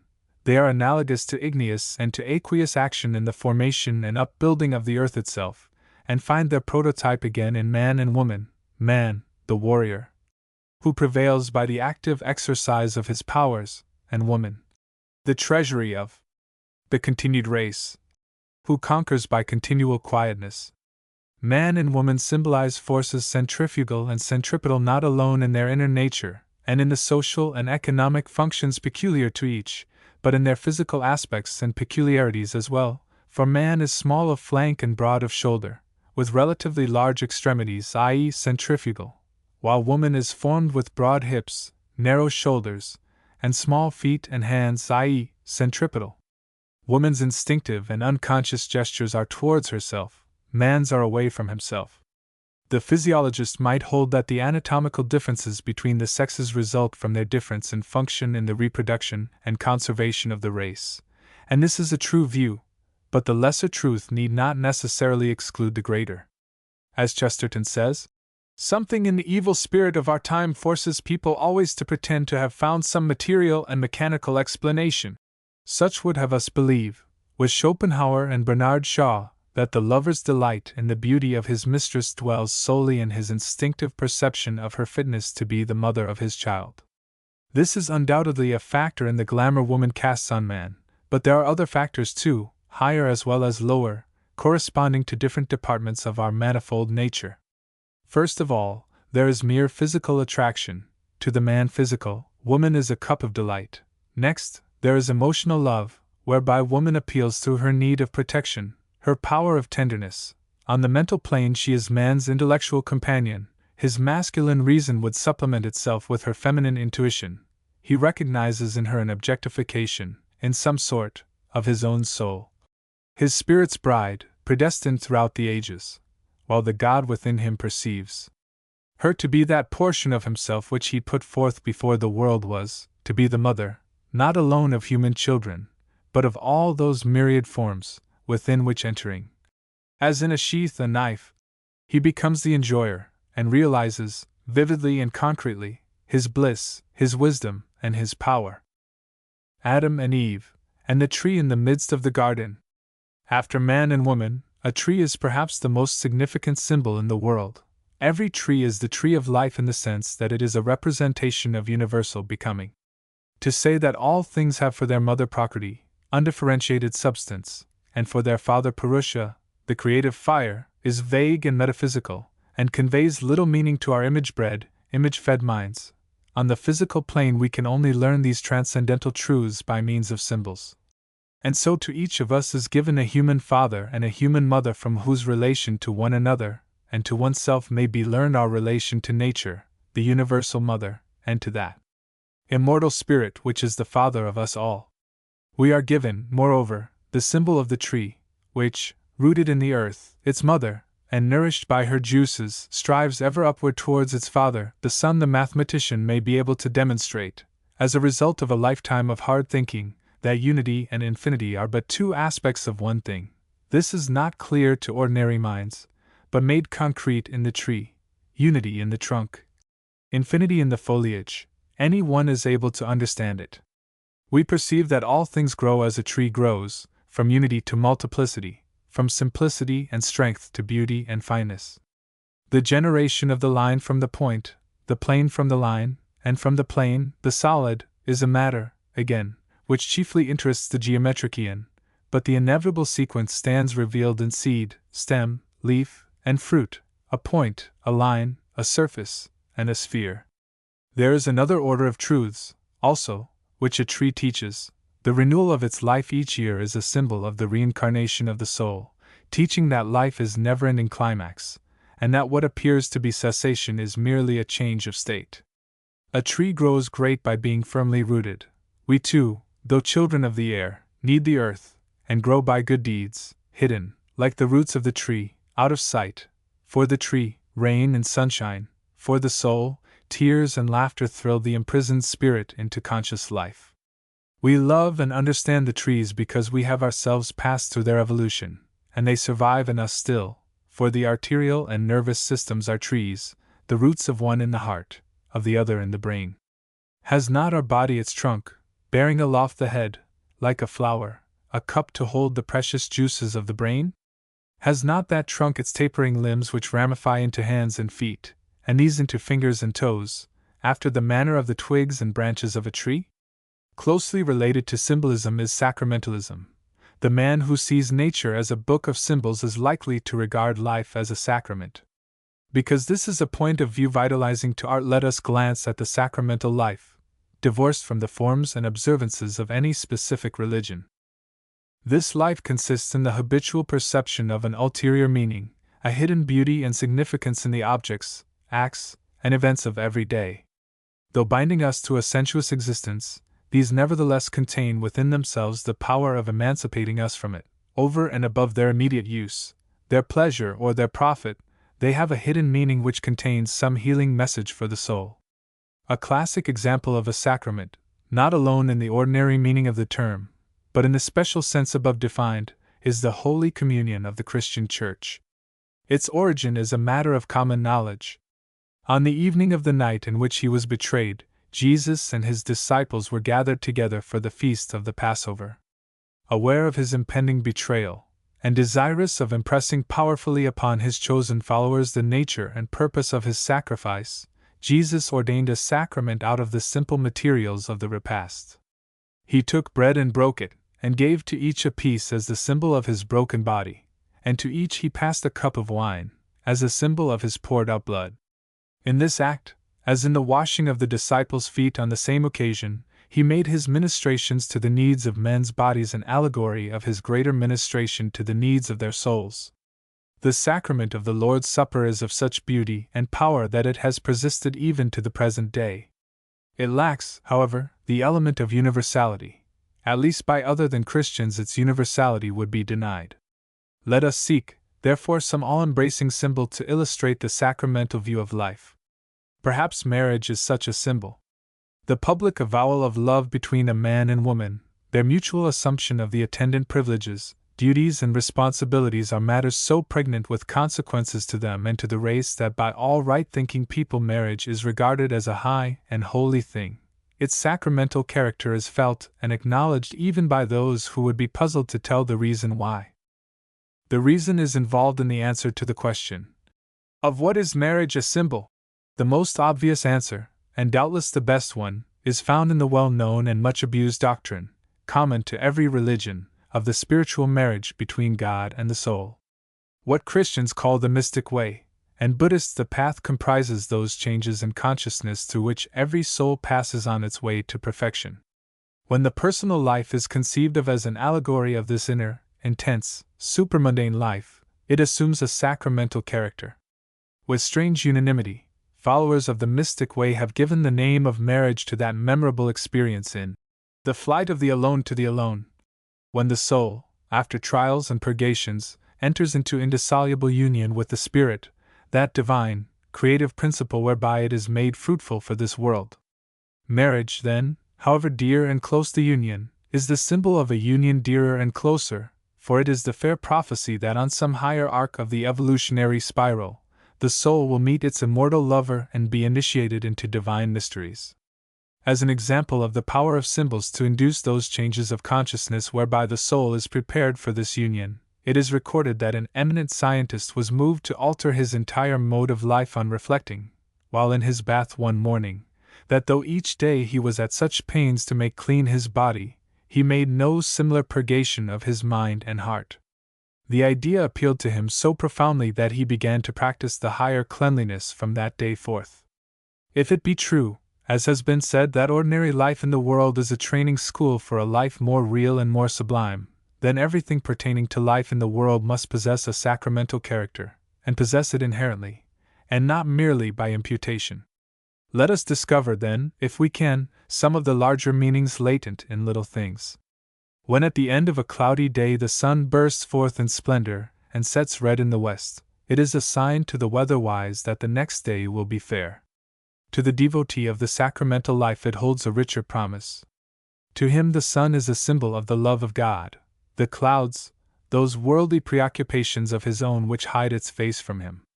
This purely physical phenomenon, therefore, which brings to most men a scarcely noticed augmentation of heat and light, and an indication of fair weather on the morrow, induces in the mystic an ineffable sense of divine immanence and beneficence, and an assurance of their continuance beyond the dark night of the death of the body.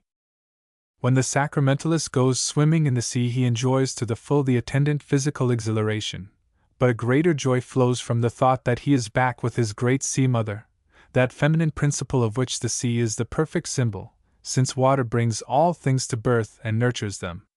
When at the end of a day he lays aside his clothes, that two-dimensional sheath of the three-dimensional body, it is in full assurance that his body in turn will be abandoned by the inwardly retreating consciousness, and that he will range wherever he wills during the hours of sleep, clothed in his subtle four-dimensional body, related to the physical body as that is related to the clothes it wears. To every sincere seeker nature reveals her secrets, but since men differ in their curiosities, she reveals different things to different men. All are rewarded for their devotion in accordance with their interests and desires, but womanlike, nature reveals herself most fully to him who worships not the fair form of her, but her soul. This favored lover is the mystic. Forever seeking instruction in things spiritual, he perceives in nature an allegory of the soul, and interprets her symbols in terms of the sacramental life. The brook, pursuing its tortuous and stony pathway in untiring effort to reach its gravitational center, is a symbol of the pilgrim's progress, impelled by love to seek God within his heart. The modest daisy by the roadside, and the wanton sunflower in the garden alike seek to image the sun, the god of their worship, a core of seeds and fringe of petals representing their best effort to mimic the flaming disk and far-flung corona of the sun. Man seeks less ardently, and so more ineffectively in his will and imagination to image God. In the reverent study of insect and animal life we gain some hint of what we have been and what we may become, something corresponding to the grub, a burrowing thing, to the caterpillar, a crawling thing, and finally to the butterfly, a radiant winged creature. After this fashion then does he who has embraced the sacramental life come to perceive in the sensuous manifold of nature that one divine reality which ever seeks to instruct him in supramundane wisdom, and to woo him to superhuman blessedness and peace.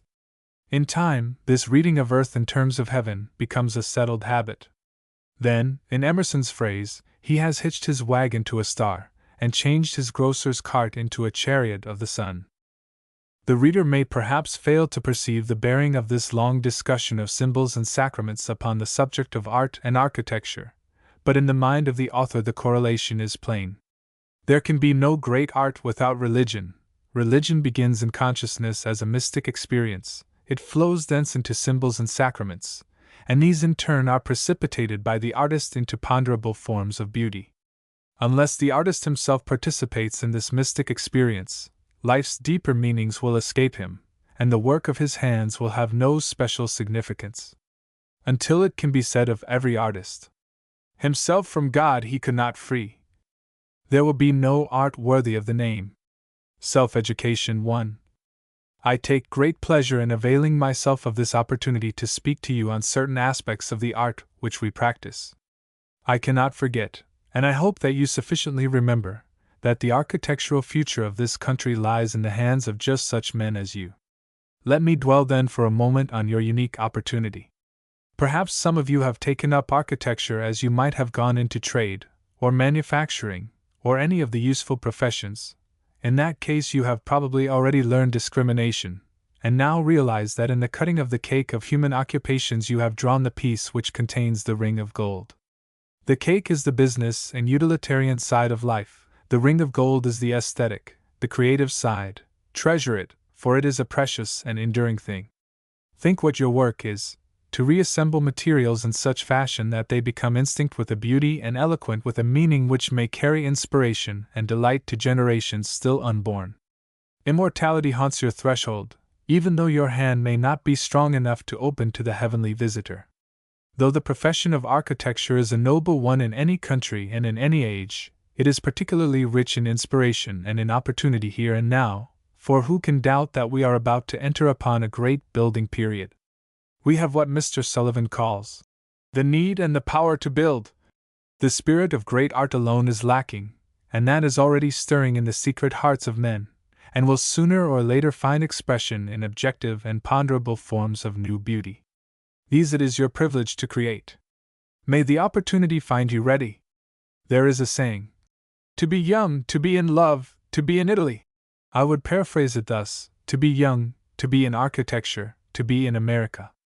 It is my purpose tonight to outline a scheme of self-education, which if consistently followed out I am sure will help you, though I am aware that to a certain order of mind it will seem highly mystical and impractical. If it commends itself to your favor I shall be glad. Many of you will have had the advantage of a thorough technical training in your chosen profession. Be grateful for it. Others, like Topsy, just growed, or have just failed to grow. For the solace of all such, without wishing to be understood to disparage architectural schooling, I would say that there is a kind of education which is worse than none, for by filling his mind with ready-made ideas it prevents a man from ever learning to think for himself, and there is another kind which teaches him to think, indeed, but according to some arbitrary method, so that his mind becomes a canal instead of a river, flowing in a predetermined and artificial channel, and unreplenished by the hidden springs of the spirit. The best education can do no more than to bring into manifestation that which is inherent. It does this by means of some stimulus from without, from books and masters, but the stimulus may equally come from within. Each can develop his own mind, and in the following manner. The alternation between a state of activity and a state of passivity, which is a law of our physical being, as it is a law of all nature, is characteristic of the action of the mind as well. Observation and meditation are the two poles of thought. The tendency of modern life and of our active American temperament is towards a too exclusive functioning of the mind in its outgoing state, and this results in a great cleverness and a great shallowness. It is only in moments of quiet meditation that the great synthetic, fundamental truths reveal themselves. Observe ceaselessly, weigh, judge, criticize. This order of intellectual activity is important and valuable, but the mind must be steadied and strengthened by another and a different process.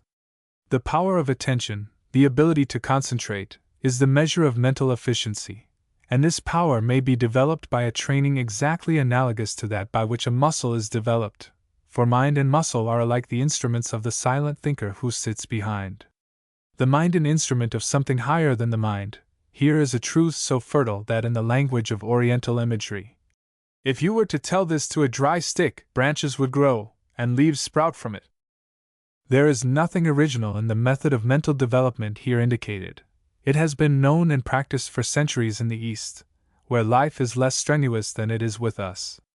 The method consists in silent meditation every day at stated periods, during which the attempt is made to hold the mind to the contemplation of a single image or idea, bringing the attention back whenever it wanders, killing each irrelevant thought as it arises, as one might kill a rat coming out of a hole.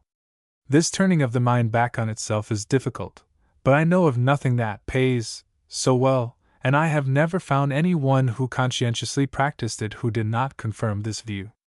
The point is, that if a man acquires the ability to concentrate on one thing, he can concentrate on anything. He increases his competence on the mental plane in the same manner that pulling chest weights increases his competence on the physical.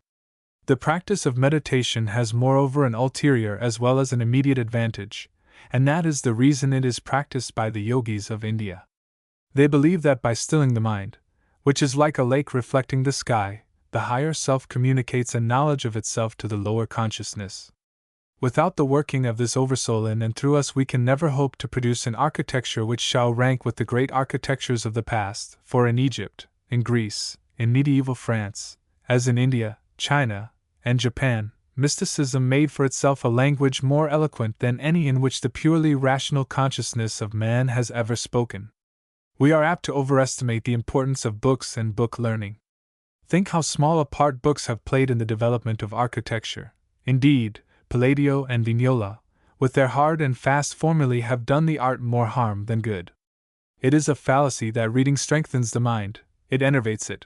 Reading sometimes stimulates the mind to original thinking, and this develops it, but reading itself is a passive exercise, because the thought of the reader is for the time being in abeyance in order that the thought of the writer may enter. Much reading impairs the power to think originally and consecutively. Few of the great creators of the world have had use for books, and if you aspire to be in their class you will avoid the spawn of the press. The best plan is to read only great books, and having read for 5 minutes, think about what you have read for 10. These exercises, faithfully followed out, will make your mind a fit vehicle for the expression of your idea, but the advice I have given is as pertinent to anyone who uses his mind as it is to the architect. To what, specifically, should the architectural student devote his attention in order to improve the quality of his work? My own answer would be that he should devote himself to the study of music, of the human figure, and to the study of nature. First, last, midst, and without end. The correlation between music and architecture is no new thought. It is implied in the famous saying that architecture is frozen music. Vitruvius considered a knowledge of music to be a qualification of the architect of his day, and if it was desirable then it is no less so now. There is both a metaphysical reason and a practical one why this is so.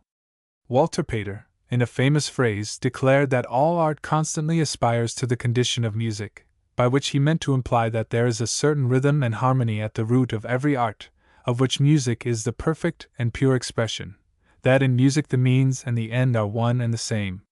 This coincides with Schopenhauer's theory about music, that it is the most perfect and unconditioned sensuous presentment known to us of that undying will to live which constitutes life and the world.